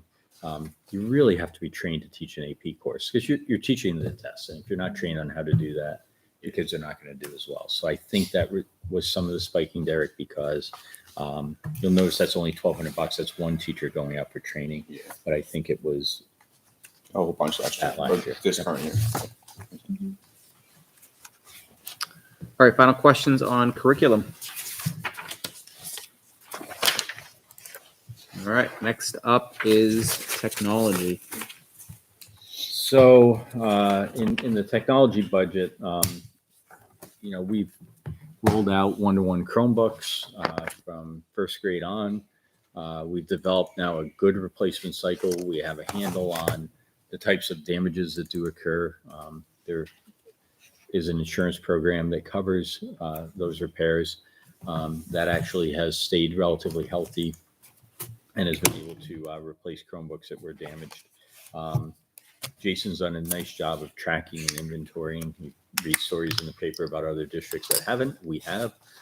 So we've done a pretty decent job of it. And so he's delivering a budget to you with a reduction of $96,000. And again, it's a responsible budget that will meet our needs. We're into a good replacement cycle that's kind of sustainable at this point. But happy to take questions that you have on. So there's a significant increase in the cost per Chromebook. Now, obviously, the question is whether or not you can even get them because they're probably on a ship somewhere. But are we incorporating the touchscreen that was being discussed earlier, or what's driving such a? So what's driving it is it's the chip problem that you're reading about. So the Chromebooks are costing more because the components are costing more. And I think last year we ordered them and waited like 6 months for the Chromebooks to come in, and it was a constant, like with the vendors, and they would learn of a shipment that was arriving, and they'd just be filtering that out. I think we ordered them in May and they showed up in October.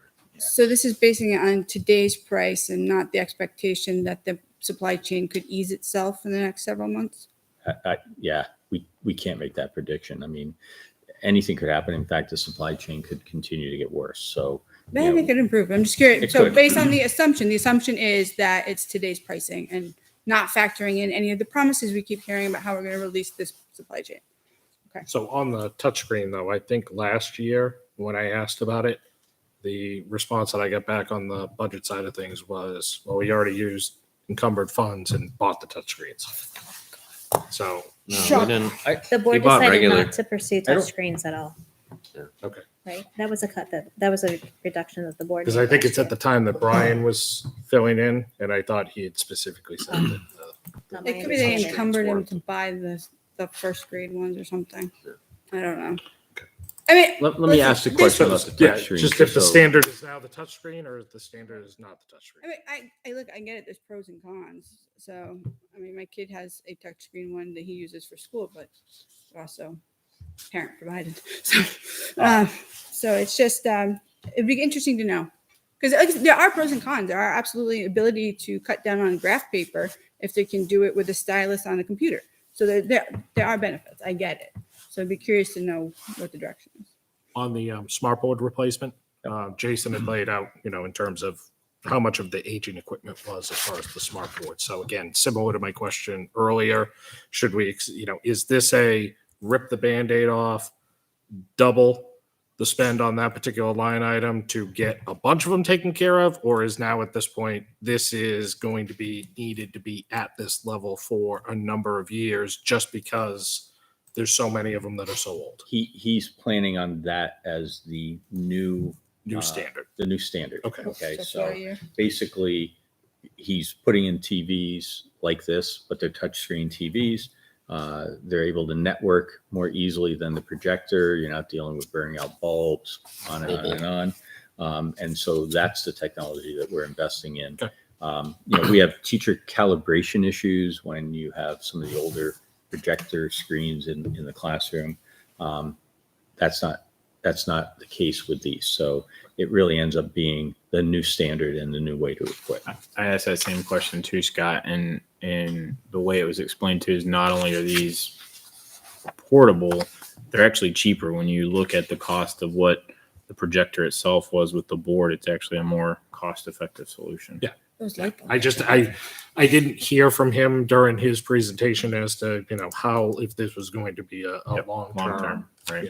long Jason- drawn-out process, or if it was just- Jason's very good about adapting technologies and keeping track of what's going on. So Well, and I think he's envisioning that to do this across the district could even be a 10-year cycle. Right.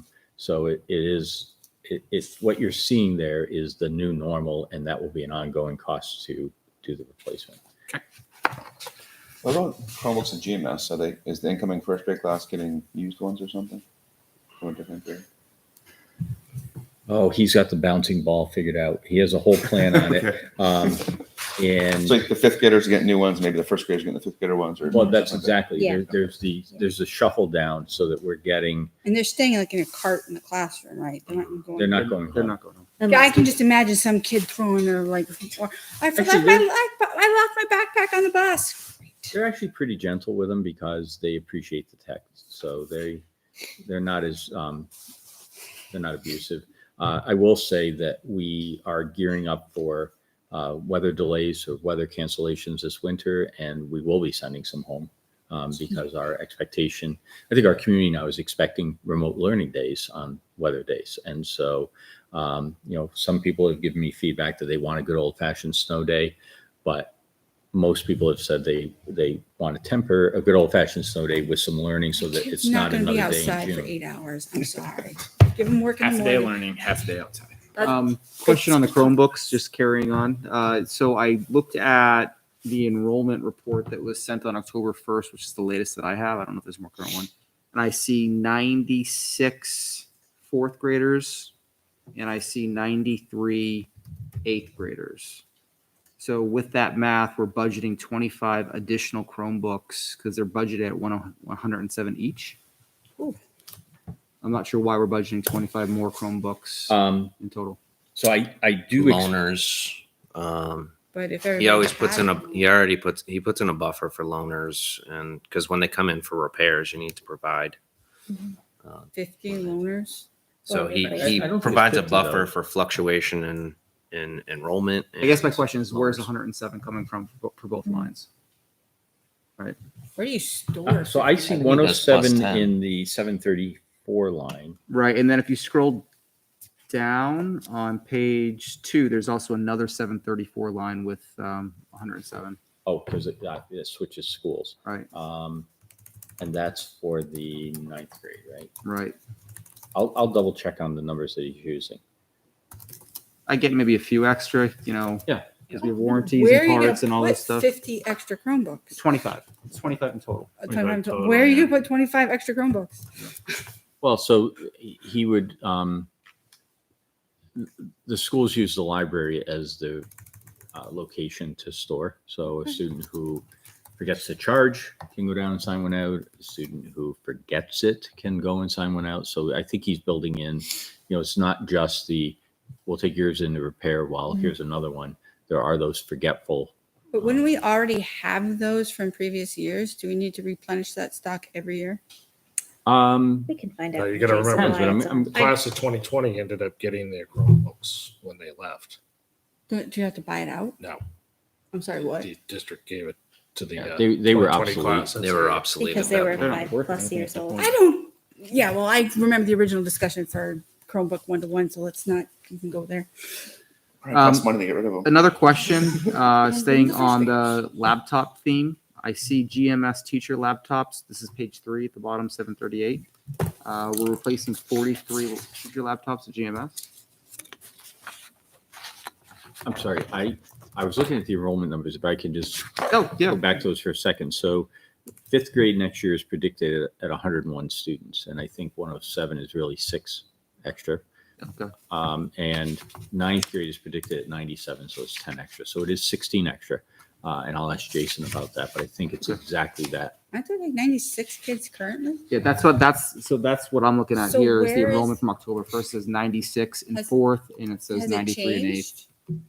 You're looking at current enrollments or projections? No, it's Current. the 10-1. Yeah, you have, Yeah, you have to look at the projection. he's going to look at the 22-23 Yeah. projection, which uses the 3-year averaging. So, you have things like ninth grade. There are some students who go off to BG, they don't come to high school, et cetera. So that factors in all of that. So, Right, but we don't usually pick up a lot of kids from fourth to fifth. Usually We they're pretty actually stable. have in the past few years. It'll Fifth be is interesting to see usually what when- happens in the coming Yeah, years. I think it's other worth the things question, right? happen. yeah, Fifth is usually where the transition from St. Francis to LMS is. that's Yeah, but there's other schools that have other availability, so it'll be interesting to see what happens over the coming year as to how our school gets impacted by other schools' decisions. Good, yeah, question on page 3, line 531 under telephone. District cell phones, 16. Who gets the cell phones, and yeah. So would there's it be more cost effective to just do a cell phone reimbursement? that is a cell phone reimbursement. that's what that So is. our admin team, and I can just tell you, in the last year alone, the number of weekend night calls, COVID communication calls, et cetera. So that is the district reimbursement So what for number is the admin So team. 531. Plus there's 3 district cell phones. Among the For facility facilities. staff have cell phones that are provided by the district, and then the administrative team has a cell phone reimbursement. You asked me a question, and I went back to your That's right. previous. I was going to go back to it. Okay. Yeah, GMS teacher laptops 43 at 900. This is page 3 at the bottom. So again, we're on a replacement cycle with our faculty. So there are 43 replacement needs at Griffin. And I know it says teacher laptops, but there certainly aren't 43 teachers. So That's my question. yep, let me double check on that. My gut is he's adding in all the Lab. laptop replacements. So there may be some labs there. There's a computer lab there. We don't have a I lab. We think don't have it Not anymore? anymore. It No, was 'cause it's all been repurposed. That's a, eliminated. that's a with Chromebooks. I classroom. think it's more than just classroom teachers. I think the special educators and the specialists. I think there are about that many staff, education professionals. at Yeah, because GMS. I'm looking at like the staff number here is 22 classroom teachers, but when you Right. add in Admins, UAs, administrative team, because I think it's the entire school, so that we're on one cycle with them. Admin team, administrative assistants, et cetera, you're going to get to 43, but I'm going to verify that with Jason. He Scott, also did- mentioned, oh, sorry, go ahead. I was gonna say, were you good with your cell phone Yes. question? Okay. Oh, I'm sorry. He, No, I saw you crunching numbers, so I just make Nope, sure. good. he also mentioned during the presentation that because his entire budget was so much below last year's, that he took advantage of this year to replace some of those computers. So it's on a cycle, but I think maybe some were missed before he was trying to catch up since it was already lower. Because I had that same question. My question is right below where we just were with the CHS library lab replacements. And I guess this would be a question for Jason. Is that needed? I mean, with every kid having a device and assuming probably what they're doing in the library is accessing online databases and things like that, can they do that from their Chromebook? I think there's certain softwares and coding and certain things that you need a Computer- PC rather computer than science rather program than and the digital Google. arts program each has a lab. So- Right, but this says library lab. So are these desktops that are specifically in the library that are used more like circulation and things like that? And can that be done from the Chromebooks? Let me ask that question. When I walk by the library and I look in, there's a table right in the center. Right. I know where exactly think where you're six talking about. are. Right. They're Yeah. right there. Are they ever Um, used? Do you ever? And I do see students on those, Okay. but I don't know what the function is and how it differs from what a Chromebook could supply. So I'll ask that question. Thanks. Okay. Other questions on technology, please? Just one last question for Jason. I know when we went through the town, it was brought up as far as Microsoft Office that the police need to have Microsoft Word because of the fact that, they're stuck in having to use that particular format for their work. Is there a particular reason that Microsoft Office is required within the school district, seeing as how most of the stuff is done via? We still use it pretty heavily. But I do in my office. Is there anything that's mandatory though, like the police? No, we'd have or to- Is we'd there a have to reason why you ask. couldn't use Google Docs? Where do you see it in? So that would be on page 3, line 445, software lease, the Microsoft Office, Windows OS, and server licenses for $14,100. But we also we don't use Chromebooks, and neither do the teachers. So you need to have that operating software. And there are certain things I know in my experience is that for my job function, You Google, have to have Excel. Google you Sheets is not powerful enough. I don't know. I see some people send me Google Docs. I'm like, really? I hate Google. You So- can't get as big of a doc. That's why I sent the Excel document appreciate rather the than a Excel. Sheets document, because Sheets just isn't effective on I that. think it's a valid question though, Scott. Like I would want to see a breakdown of how much of that is server licenses and operating system licenses, which are necessary, versus the Office piece. Like I understand Corey's need for it, but are there other Office licenses that could be used with the G Suite? I'm wondering if Office is just a typo here. And this is really server related Microsoft. Could be. Yeah. I don't know. It's probably all the above. Yeah. We can get that through Jason for sure. We'll get an answer on it. And keep Jason busy. All right. Shifting gears, special services. Yeah, I'm going to spend a little bit of time on this because this is one that we're paying pretty close attention to. So bottom line, Devin is down $62,000 in her budget asks. She has been typing back to me. So to answer the question about the state regulation, in New Hampshire, there is a expectation that it can't go up by more than 5% a year, but we don't only send to New Hampshire schools. So we're at the mercy of Massachusetts when it comes to what their regulations are.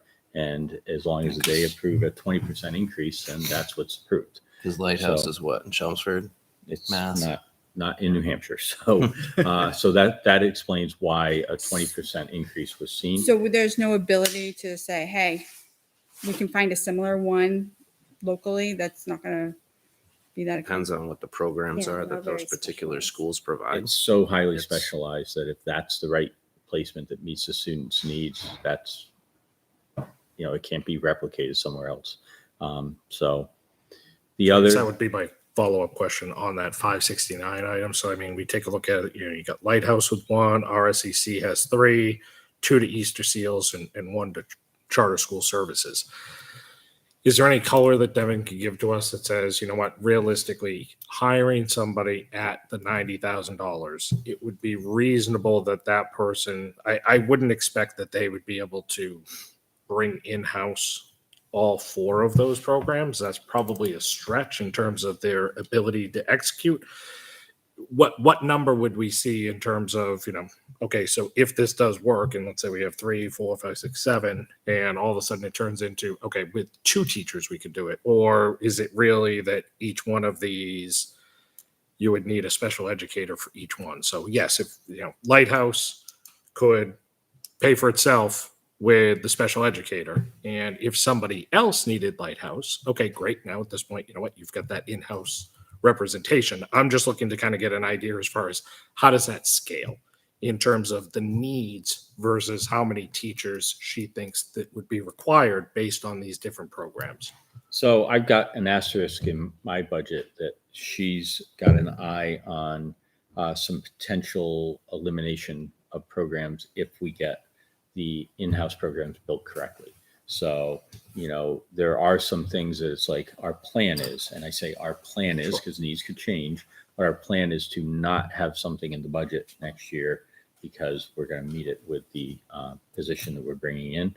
So you could see, an add of 80,000 in terms of a position, a reduction of 60,000 in terms of a placement, And then when you have it in-house at 80, you can meet other students' needs. So it's not just spending on that one. So Yeah, so that's what I'm trying to figure out is like, based on what she sees here in this budget and in past history, is it realistic that so if one teacher could do Easter seals in Lighthouse, or is that just like, no, you know what, I can guarantee you that, you know what, there's no person that's going to have that range. So, how do we take these particular programs with these particular line items and map them to these typically somebody is good at doing both of these or good at doing 3 of these, and we'd have one person that would need to take this outlier program. So the direct mapping is going to be hard. This is where you get into that cost avoidance, right? So you have a student whose needs are being totally met at Lighthouse, but you have another student who isn't yet at Lighthouse, and you build the program in-house and you avoid ever needing to go to Lighthouse. So it might not result in bringing a student back from Lighthouse, but it's a cost avoidance from a second Lighthouse, right?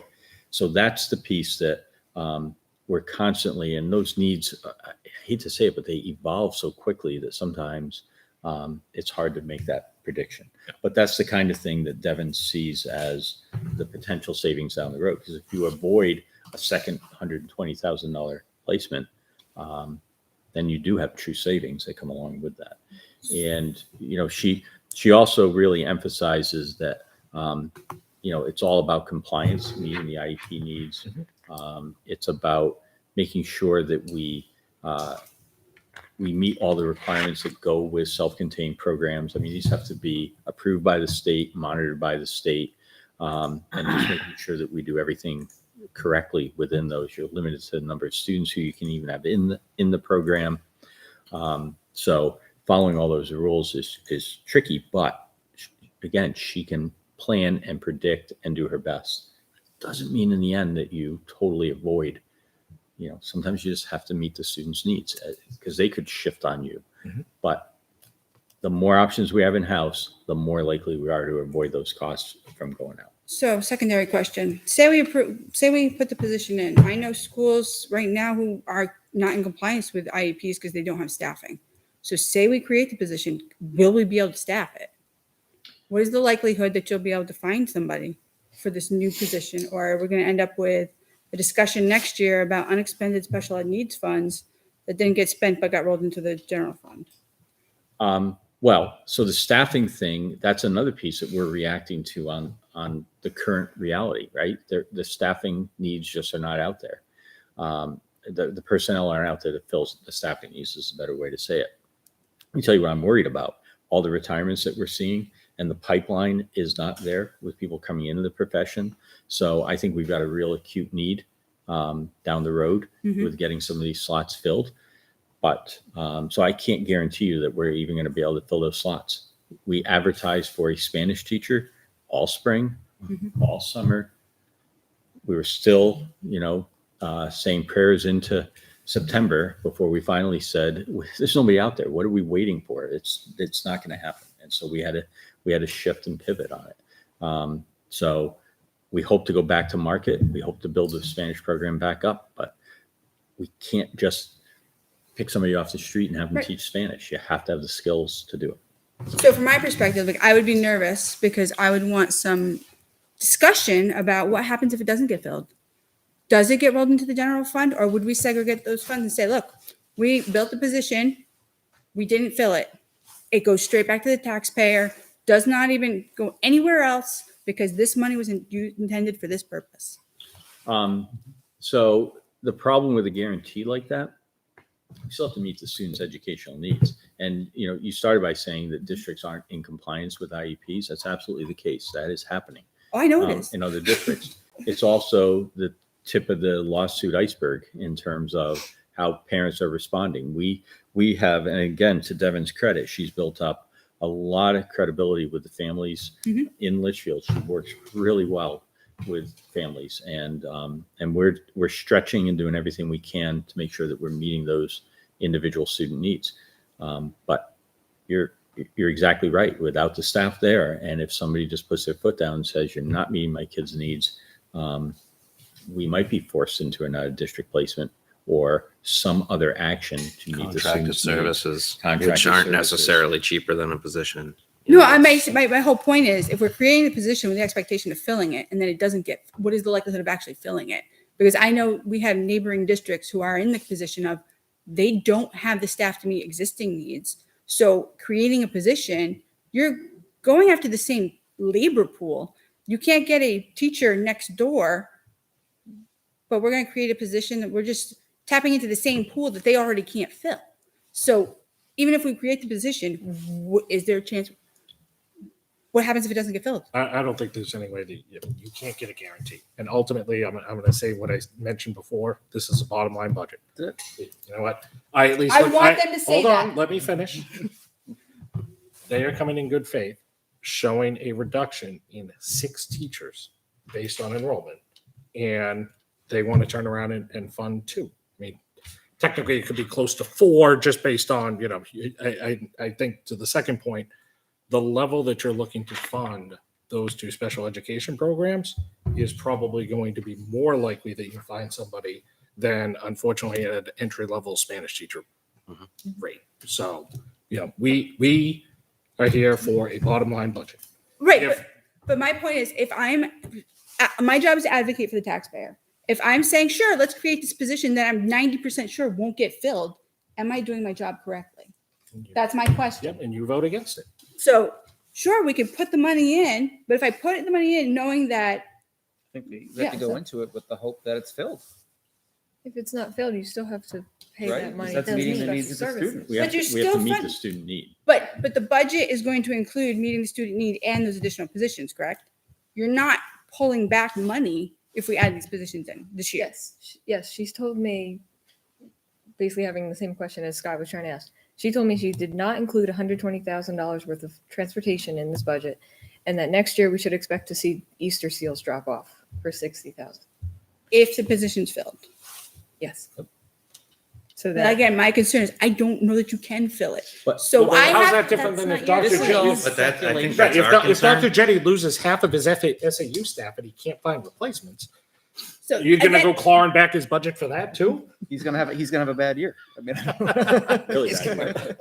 So again, the thought process through my mind is: do I advocate for the increase, the addition of a position? Well, first of all, it's an addition of a position. We know how I feel about that, but with a pretty good confidence that I don't think we can fill it. So again, that's the thought process I have to consider. I think Mr. Taylor's right. Then you vote how you intend. Right. So it's not That's that- what it comes down to. Right. So it's not necessarily like, oh, I think it's a bad idea. I'm like, do I spend the money knowing that you're not going to spend it? So that's the.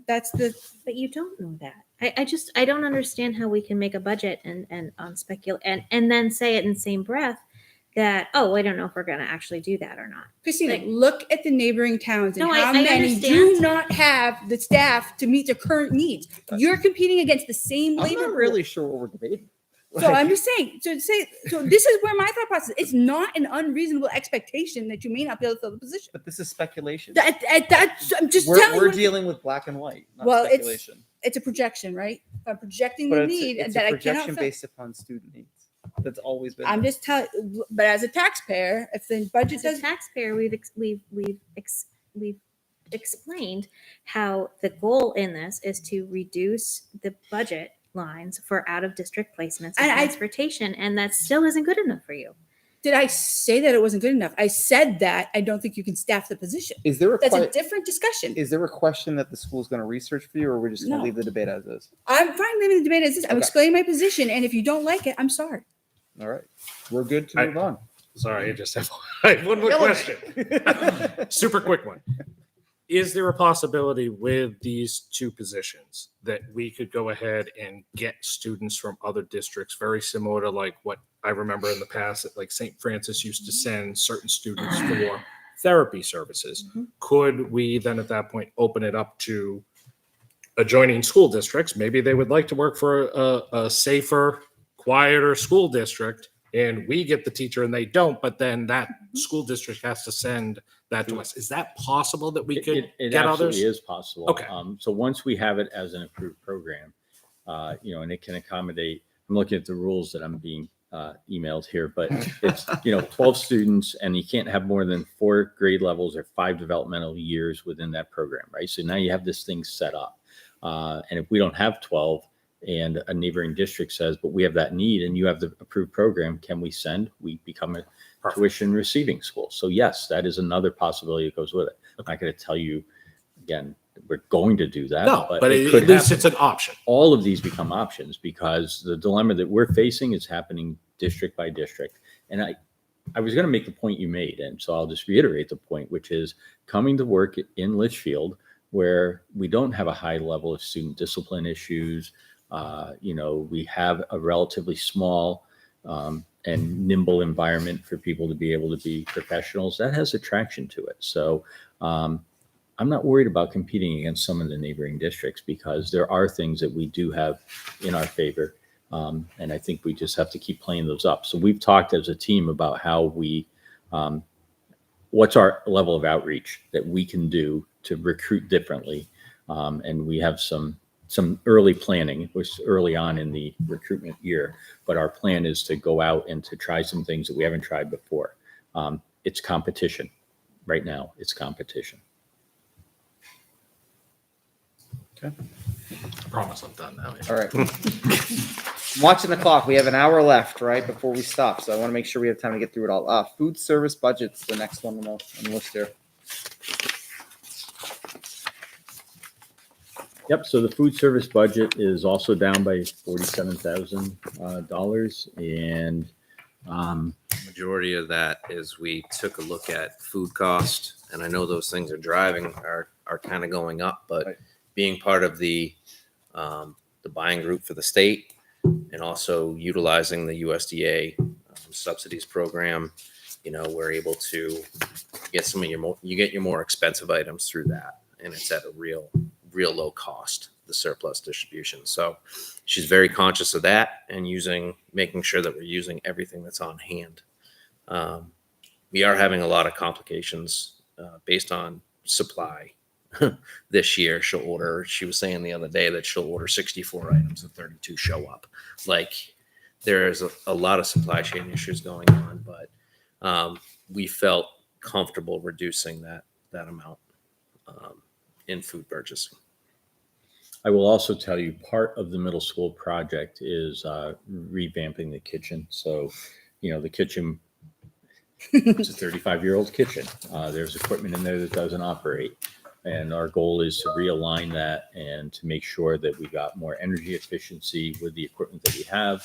The space needs, if you compare the LMS kitchen to the GMS or the CHS kitchen, it's incredibly small. They're stepping over each other in there. And so we really do want to revamp that, and it'll be rolled into the project, and some of the energy savings will come out of it, but it will enhance the product that they're able to make available to the students and hopefully increase revenue. Well, yeah, especially if you can cut down the turnaround time, because I know my son wouldn't get lunch because he's like, Mom, by the time I get the food, I get like 6 minutes to eat. So if you accelerate that line, yeah, you absolutely probably could see an increase. Okay. Any questions on food? No, I'm happy to see it in the block. Me too. Now we can say it's self-funded. All right. Facilities, please. All right, so the facilities budget, bottom line, it's a reduction of $109,000. And this is really looking at the costs that we've had. I think we've been helped with some of the grant money has helped us with some of the purchases that have come along. We've also been able to get after a lot of projects through fund balance and underspends because of COVID shutdown and over the past couple of years being anomalies. We've been able to get after a lot of things so that our budget is based really on maintenance at this point. And Dave is very, very conscious of his budget. Did we do the lights or something at CHS? Is that why electricity's down so much?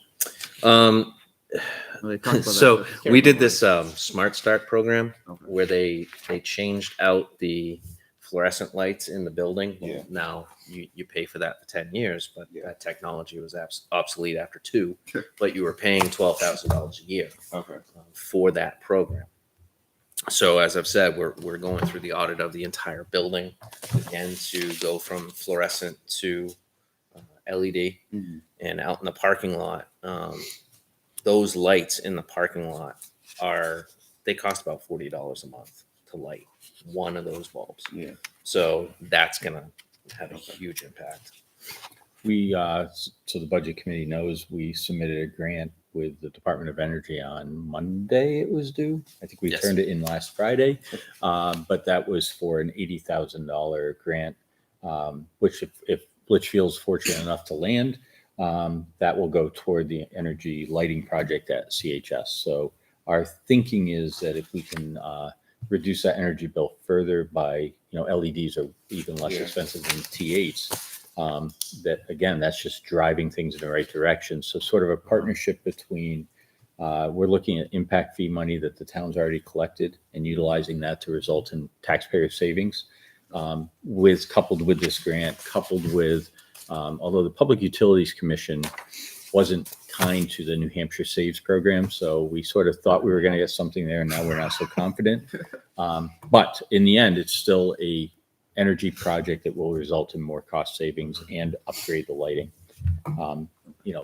Like even the cost of replacing the bulbs and replacing the ballasts, because the ballasts are not glowing because they're 10 years old. So that has to be replaced. So the LEDs are sealed. I can't remember the life cycle. I think it's 30 years for an LED bulb. So we feel pretty good that this is another last like smart 10. project. What's that? And they last like 10. No, I expect Yeah. mine more often than you're supposed to. And instead of having Dave and Joe chasing around these small maintenance things, fixing ballasts, they can do the other things that are more important to their job. Help me fully find the cost savings with the portables are being removed. So I see at the very bottom there's the lease payment, which was about $36K. The rest of the savings would be embedded in propane Energy. engines. Okay. Yeah, I saw Don't believe there's I saw fuel was adjusted for like $1,000, and then it looked like electric went down 8. Is that to 8? be honest, at LMS I could probably reduce the propane to 0 because the portables were the only thing that used that. The kitchen's electric. We don't utilize propane at that building at all. Only oil. So water seems to be level funded. Like, is that based on my water bill? Is that realistic? Like, since we have liquid gold coming out of our taps, is it realistic that that it would be level funded based on? It looks like it was based on prior year's expenses, which is where we settled. But I would expect that we would see an increase, or no? I'll get back to you on. I'll look at that a little more deeply at the water costs. I mean, I appreciate But the way I look at the fuel, oil, and the water, we've had years that have spiked down at GMS. But you have all 3 buildings on the water system, and you have some flexibility. If you're over budget in one, Okay. you can pull from the other buildings. So we really try and. So even though it's equalize. listed under each building, it's like one big district bill kind of thing? It is broken out on the bill Okay. by building, Right. but within the budget, I have flexibility. Right. So hey, if you want to level fund it and you can get away with it, I think that's great. But if the expenses are actually projected to be higher, not that I would ever advocate for an increase, but it should be an accurate reflection. I can double it if you want. Well, it brings my question up to Right. fruition, right? Facilities is always an area that we look at hard because it's one of these numbers that plays into the 15% of the budget very strongly, right? It's not personnel; it's a true number that can be adjusted, and this is typically the area that gets the hit, right? Because it's maintenance, it's facilities, it's not tied directly to student curriculum or anything like that. My question is, are we underfunding this budget?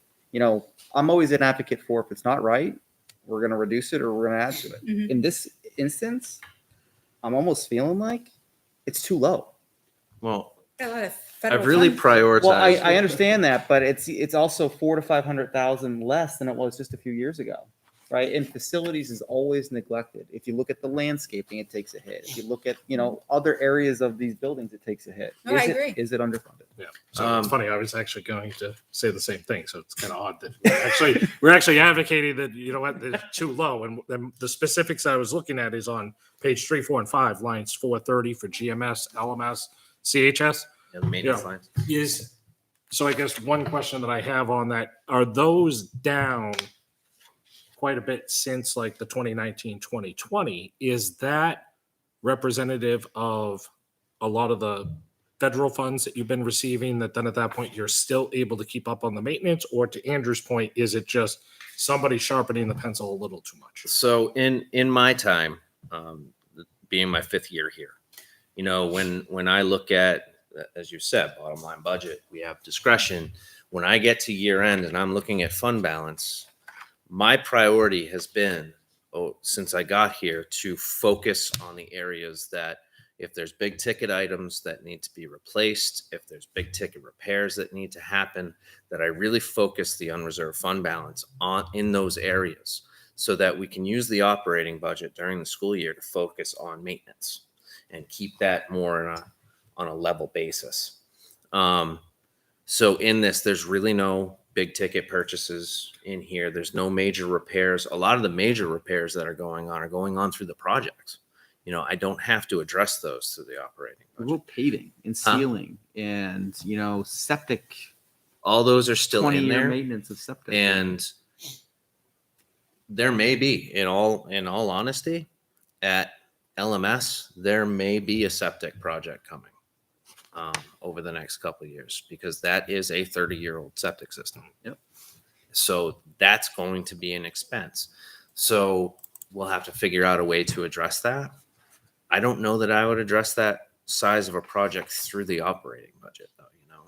I don't think I'm going to budget for, off the top of my head, $200,000 to $300,000 No. to replace a septic system through the operating budget, because to me that just it flies up. But personally, I think we found other ways to try and maintain our facilities budget pretty level. But our facilities are our priority. Everything that we're doing, Right. the hours of meetings that we have every week with Oh, yeah. consultants, and But it's more infrastructure based. It's more HVAC. It's more, right? What about the other? that's our major areas of repair. Right. So I guess the question is, like, are we artificially suppressing the budget by using federal funds? Is when the federal funds run out and we get our bill, and that's no longer there, are we going to be spiking back up again, or are we caught up? Well, if we do it right, it would be a slow increase, because Mhm. you would be at a newer state to begin with. So Right. eventually you are going to have to start to replace Right, it. but I'm not saying we're not artificially suppressing it by using all this money over here that eventually goes away, and then we have to fill it back up again. No, we're not supplanting We're by not, taking it no. out, Right. spending it here, only to Right. stick it back in with a spike. That's not Right, what's because going the on. main thing is we want to make sure that the tax bill stays somewhat level, as opposed to like, oh, well, it cost us 500 grand, but we had 400 from the feds and now that's gone. So we're back up and we need to replace that. No, we're not supplementing our budget through federal funds. But I think to Andrew's point, like looking back at the historicals, I think what I heard you say specifically to that is that fund balance focus at the end of the year on those major facilities types items has been a contributing factor to this specific budget decreasing over the last 3, 4, 5 years. Is that a true statement? Yeah, and I will say too, there were some long-term projects at Griffin that we've stopped doing, because at some point you're investing in something that we don't envision. If we're going to stay there and we're going to make the adjustments, it'll be part of a bigger Those things project will that come we do. back in. And if we're going to build new, it doesn't make sense to invest in something that we're not going to use. So do we see a spike if GMS Sorry? if GMS Yeah, stays? because there's serious things that we'd have to reinstate in terms of projects. I mean, you're looking at, we had the $30,000 to $50,000 per year in asbestos mitigation that we discontinued because it's encapsulated. It's safe. There's no reason to go through this. I'm not going to rip out the floor of the GMS gym if it's not going to be there in 3 years. So it's those things that we've considered around the way. We've things that have been deferred at GMS. If it's not a life safety issue, we continue to defer. You know, if there's something that's putting someone in danger, we absolutely will take care of it. Yep.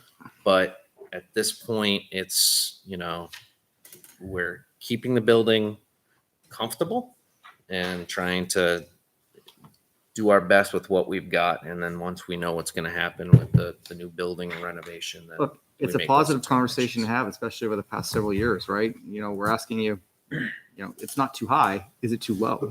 Right. So it's a different conversation this year. I'm comfortable with this budget the way it is and the way that Dave works through it. And, you know, everything is from day to day. It's a challenge down there, you know.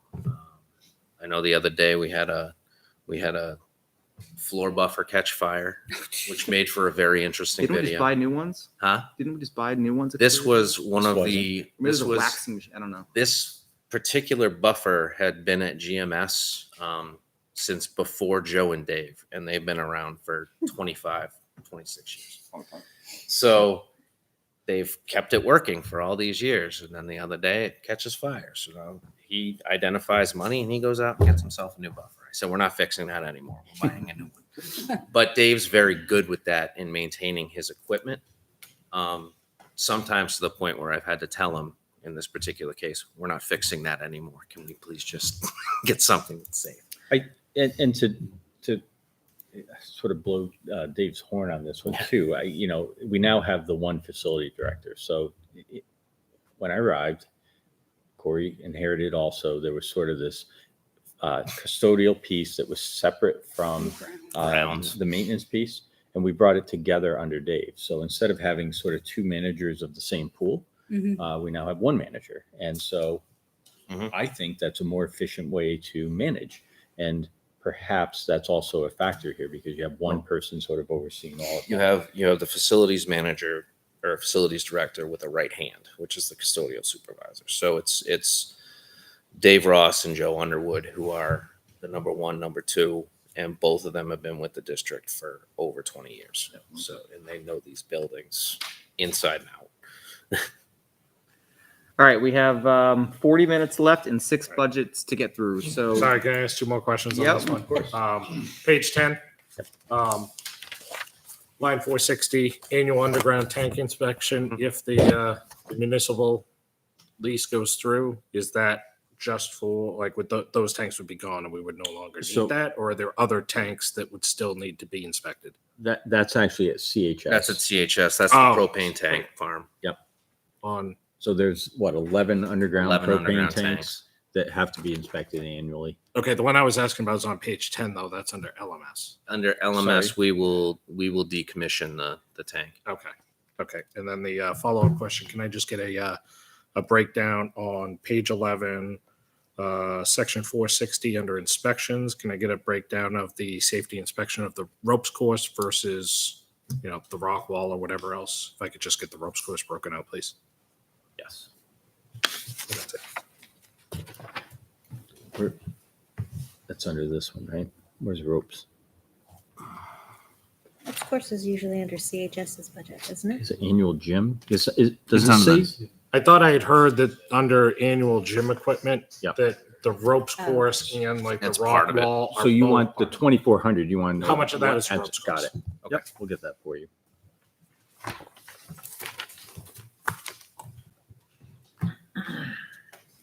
shifting gears, business. Yeah, absolutely. Please. Going back to when you were talking about the lighting and replacing the lighting Mhm. and the ways you were funding it, you had mentioned using impact fees to do so.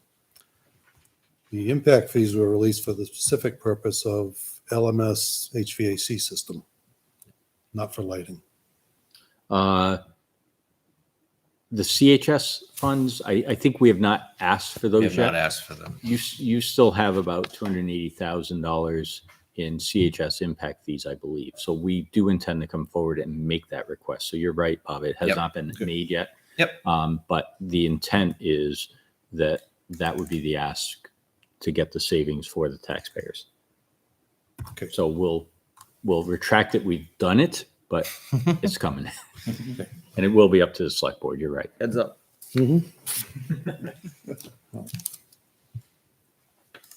Thank you. All right. Third time's a charm. Business services. 289. Uh, In terms of the You have a business budget, there was an increase, and Sorry. it's mostly. Sorry. What? Wait, no, oh, I'm sorry, on business service. Okay. You're Yes, good. sorry. There is an increase, and it's due to the annual licensing for Time Clock Plus, which is our hourly, our clock-in system. We've had to pay for this the past 3 years. I neglected to budget for it the past couple of years, so this year I'm putting it in. Take it out. Huh? We'll take it out. We need that, man.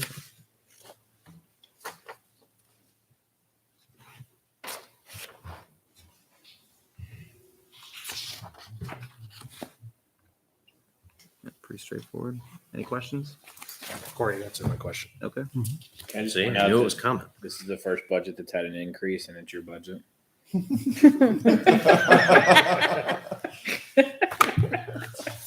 I'm a pretty small house.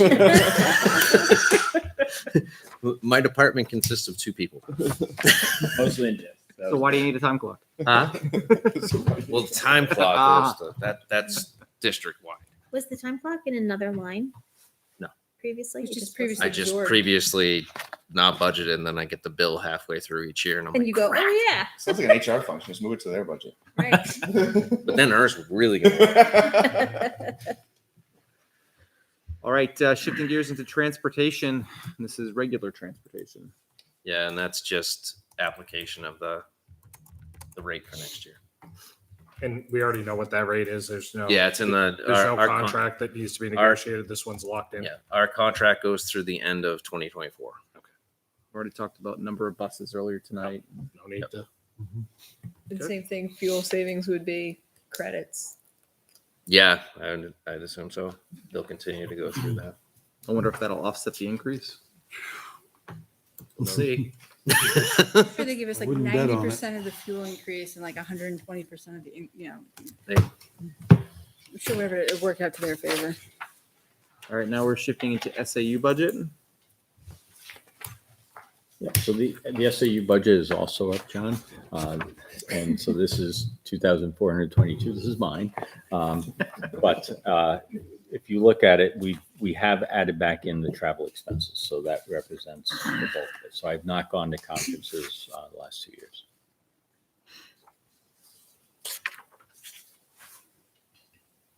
Okay. Questions?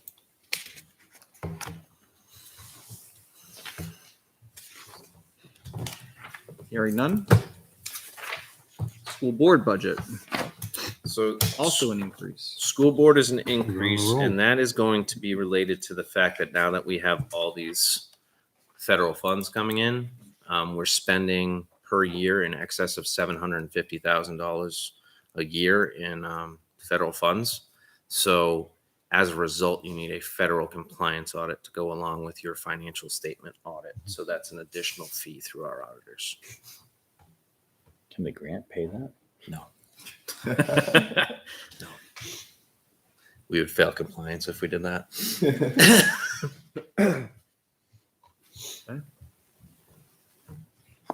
Questions on the school board budget? Mr. Hayes? Okay, thank you. Line 330, legal counsel. Any idea why all of a sudden it dropped to 25,000 one time? And So the biggest driver of legal is collective bargaining. So we're negotiating now with the teachers, and that involves a representative that they bring. So we bring legal rep also. So you do not, for this budget here, you don't have any CBAs because you're taking care of those in the current budget, correct? So we're currently negotiating. We're hoping to take care of Okay. those in the current budget. But then it depends on if you bring CBA to the warrant. If it passes, you're good. If you don't, you're back in negotiation the following. Okay. And then, of course, there are the other unknowns. Sure, you never know. You never can tell. Whatever somebody decides to do, right? I mean, honestly, all of the planning for a municipal lease, we've engaged the attorney. We have to do that correctly. So that does have some additional legal costs that go with it. We would also need, It's cheaper than making an error on a municipal lease. So when we get to the point of bringing a school building to warrant as well, we would need bond counsel. They planning on bringing that building to warrant in this particular budget year? So we're still trying to work out Yeah. the options that are on the table and what the ask would be this year. So it would not be a full building ask. We're not ready for that. If we can settle on what it is that we want to do, we may be asking. So we've actually asked the taxpayers twice to fund the planning. Yeah. And so this might be another ask for more planning, but it'll be more directed planning. So, I think it was $100,000. No, it was $70,000 the first year, 2 years ago, and $100,000 last year. And so this year we may ask for more depending on where we head with this. But the full bond vision is 23.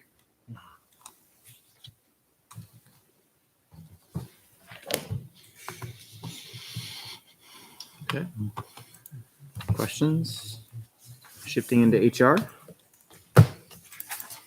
So Not much there. Holly made up for Corey and I by reducing by 64.45. So we're even.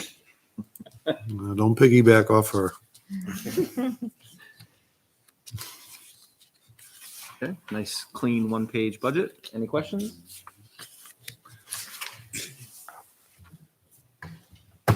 Quick question on the line 330, the Ben Strat.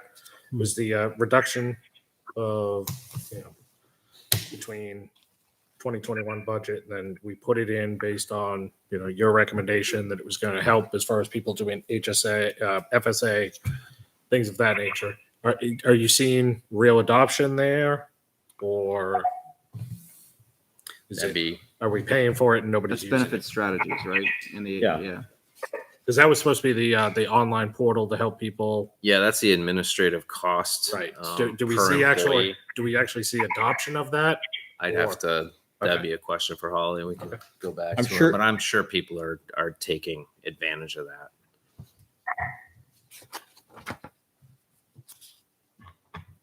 We've also promoted that with more employees. So our support staff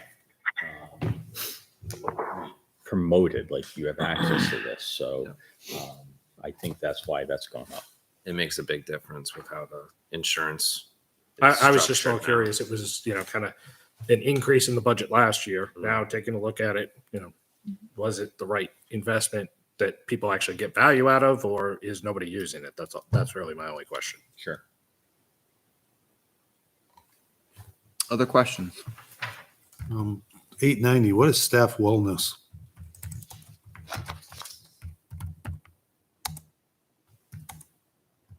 Line We 890. use that for the wellness committee type initiatives.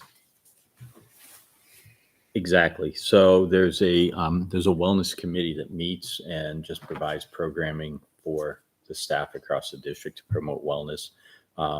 They'll do smaller incentives and programmatic things. It's all designed to reduce insurance costs if you do it right. So that committee has that budget to work with. Okay, thank you. You're welcome. All right, 30 minutes left. We're shifting gears into salary and benefits. What is the line 110, the severance payout? Is that's multiple severances, right? The two Yes. one Which page is that? It's page 1. They're broken out. There's the 294-2. That's for 9 individuals. Okay. And then the other one, the 41,544. That's a carryover. Okay. And then there's a non-LEA one. Another. Yep. So is that 9 different than the 9 that was on that intro page you had? Because there's 9 that you listed that came to 91,895. Those are the RIFs. Oh, okay. Yeah, so these are the folks who buy October 13th. It's really 10. I'm sorry, it's 11-1. November 1st. Yeah. We didn't get any additional, but those are the 9 folks who have indicated that they intend to retire this year. And then there's a contractual severance payout that goes with it. Okay. I believe Holly provided information on the 6th period classes. Yes, thank you. That. Yes, you have the memo on that, right? So I guess the only question I had on that one is I know that historically there's been a Calc BC class, and it's not, it's pretty much off in another room someplace. So I was kind of surprised that that one wasn't as a 6th period class if there wasn't a teacher in the room with that particular class. So the Calc AB. It's just BC. Yeah, so Calc AB. Yeah. And Calc BC are co-taught. So the teacher is responsible for both. Okay. The Calc AB is a smaller class, so the BC students are mixed in. And just for the sake of letters, it's how deep in the calculus you go. So if you get only so far in, that's the AB course. If you get deeper into it, so you're an accelerated learner, you can get to the BC material and take a different test, a more rigorous test. But from a budget standpoint, it's that's the AB and the BC class are all considered to be one block. That's correct. Okay, Because that's all I need to know. they're taught at the same time. Often the BC students will go to another location. I think you're absolutely right. I think actually, I'll get you the number, but they may be in a different spot, but they're still under the supervision of the AB teacher. So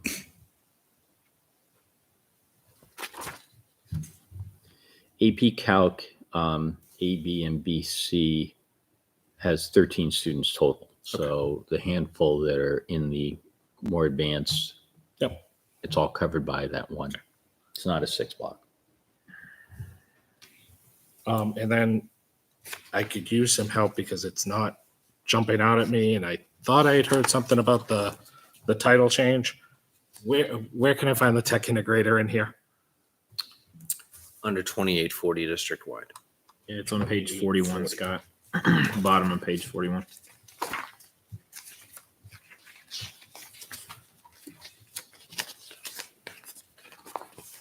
You also have one listed at Griffin, Tech Ed. What page is that, Bob? It's on, it's back where Griffin is, I'm sorry. I'll go back and find it. Very top of page 44, Karen, is the tech. She reports to Jason. That's a new position, right? What's that? That's a new position That was The one voted that in was approved on the last warrant year. last year. Warrant article. on the warrant articles? Yep. So I'm curious that there was obviously a lot of discussion around 3 tech integrators. How come we're not seeing either 1 or 2 put into the budget for this year? Or is that part of the warrant articles and you just think That's not part of the warrant article. So basically, we're 2 months into our new tech integrator. We know the next question you're going to ask is, where's the data that shows it was effective? not yet. We Oh, don't- yeah, I was just surprised that with how passionate the district was around but we 3, that we didn't at least see that there was going to be another one put in. But we can't make that case right now because we don't have the data. I mean, we're too early into this. And then I think the other thing is we hovered above all our needs and said we can delay asking for that or growing that. Let's get the data. Let's measure the effectiveness. Karen has been stationed mostly at Griffin, but now is starting to expand out more district-wide. So again, we're continuing to adjust exactly how to utilize and deploy that. So, so we're not asking because we want more time, and the other priorities are higher priorities at this point.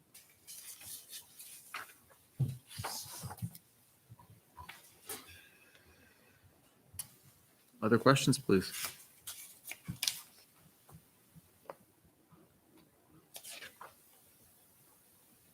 Just to make sure I'm reading this right, the overall increase is 183,000. Is that correct? Yes.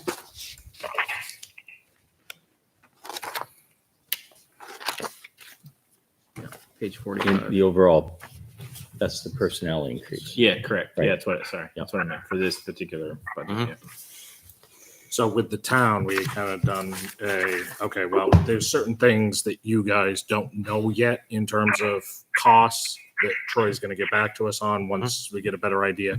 Is there anything in here in terms of retirement, health, dental, workers' comp, any of those types of numbers that you haven't received yet that might need to be updated? We've Or already they're all made clean? we've already made the adjustment for Okay. health insurance actuals. So I believe this is it. The retirement increase or changes occurred last year, so that was a 2-year deal. So we were able to factor that in. So, Okay. I mean, at this point, we feel pretty accurate on that. You've passed your deadline for any additional retirees. That was November 1st. So- So any additional that would come in per the CBA would be deferred to subsequent year. Be a carryover. So that carryover one that we Yeah, saw was a was somebody late. who left late last year. So we didn't pay them out last year. We budgeted it into this cycle and we'll pay it out July 1st. And the same thing would happen with anybody in the future. Question for you, and something to research. I don't expect you to know the answer. I'd be impressed if you knew the answer tonight. Can you provide attrition to the committee over the past 5 years, both in terms of number of employees as well as the impact to the budget? So when I was asked that question earlier, I'm visualizing the memo and I can't find it in the drive. So we have that mapped out, Okay. and we can absolutely get that for you. So I have it on the notes and we'll follow up. Got it. Should just plan to update it every year in July. Well, that's exactly what it is. Holly created it, I think, for last year's question or 2 years ago question. So we're just keeping it updated. All right. Thank you. Any other questions on salary and benefits? Yeah, it looks like food service went up about 7%. Salaries from 55,618 to 63,13, Based on current about 7%. positions. What page you on? Sorry. But we should That's go on back page to that 46. because they don't have it would have to be just based on current because there's no contract going into next year. So Yes.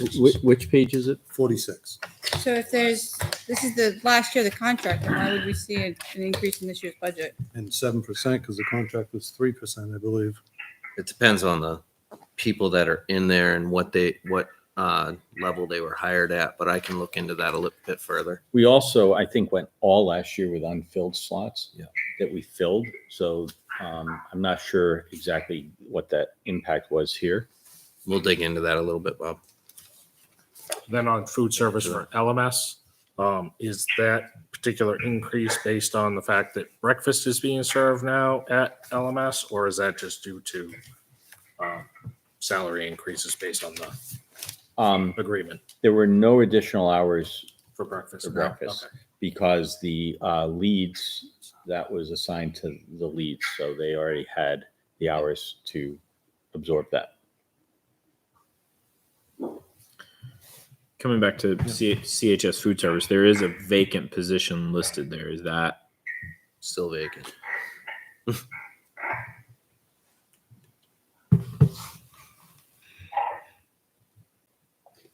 So if it's a similarly sized population to LMS, is there a reason why we need additional staffing at CHS?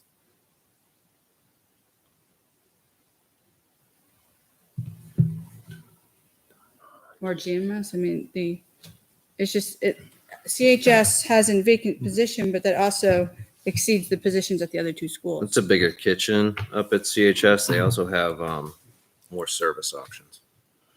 There's a snack area. There's a deli. There's like different salad bar, stuff like that. I never ate in my high school cafeteria, so I couldn't tell you.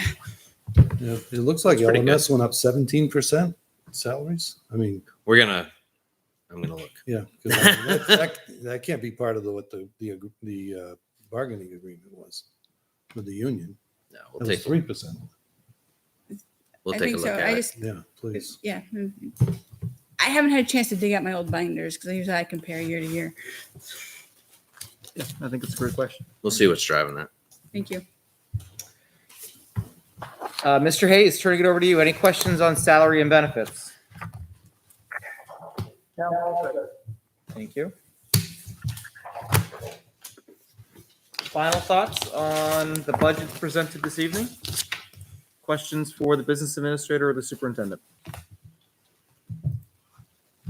Is it okay if I still send questions directly to you and not to the Google Docs? Yes, please. Excellent.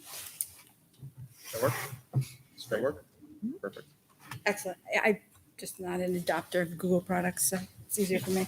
And then the questions that are on here in the Google Doc. Do you want to answer them in that doc? Yeah, that we that's what I all was have gonna access say. to? That's right, exactly- just answer them yeah. here. So, in fact, people have been typing answers. Some of those are answers, but we'll clean that up and make sure that it's a question answer format in there. Okay. And then next time, I'm not going to read it to you. I'm going to see if there There are you go. questions on the answers that we provided. So, Yeah, no, just two Hopefully you'll have columns, them before- question, Answer. yeah, and hopefully you'll have them before next meeting. So, it's a little- trying to be efficient. Excellent. All right. Thank you very much for the presentation this night. Very seamless, smooth sailing. I'd just like to comment, I think the way that it was handled this year, as far as the ability to hear from the different group leads and then be able to ask questions at the time, made it a whole lot easier to make tonight go by so much smoother. So, that extra ability of being able to have that question and answer time from the budget committee is fantastic. So hopefully we keep doing that in the future. Appreciate that feedback. I mean, I think we had a vision last year, but then the details weren't there. So now we tweak the details and hopefully we can make it even better and more efficient. Thank I you. mean, Kate and Devin, their ability to have that conversation right there, super helpful. And then I could watch it on the repeat. And I was like, It was. Yep. Excellent job. All right. Without I think that's it for you folks this evening, unless you're welcome to stay. Thank you. We're going to wrap it up here. But all right, we'll shift gears into member input, new business. Anything that the committee would like to address with one another tonight?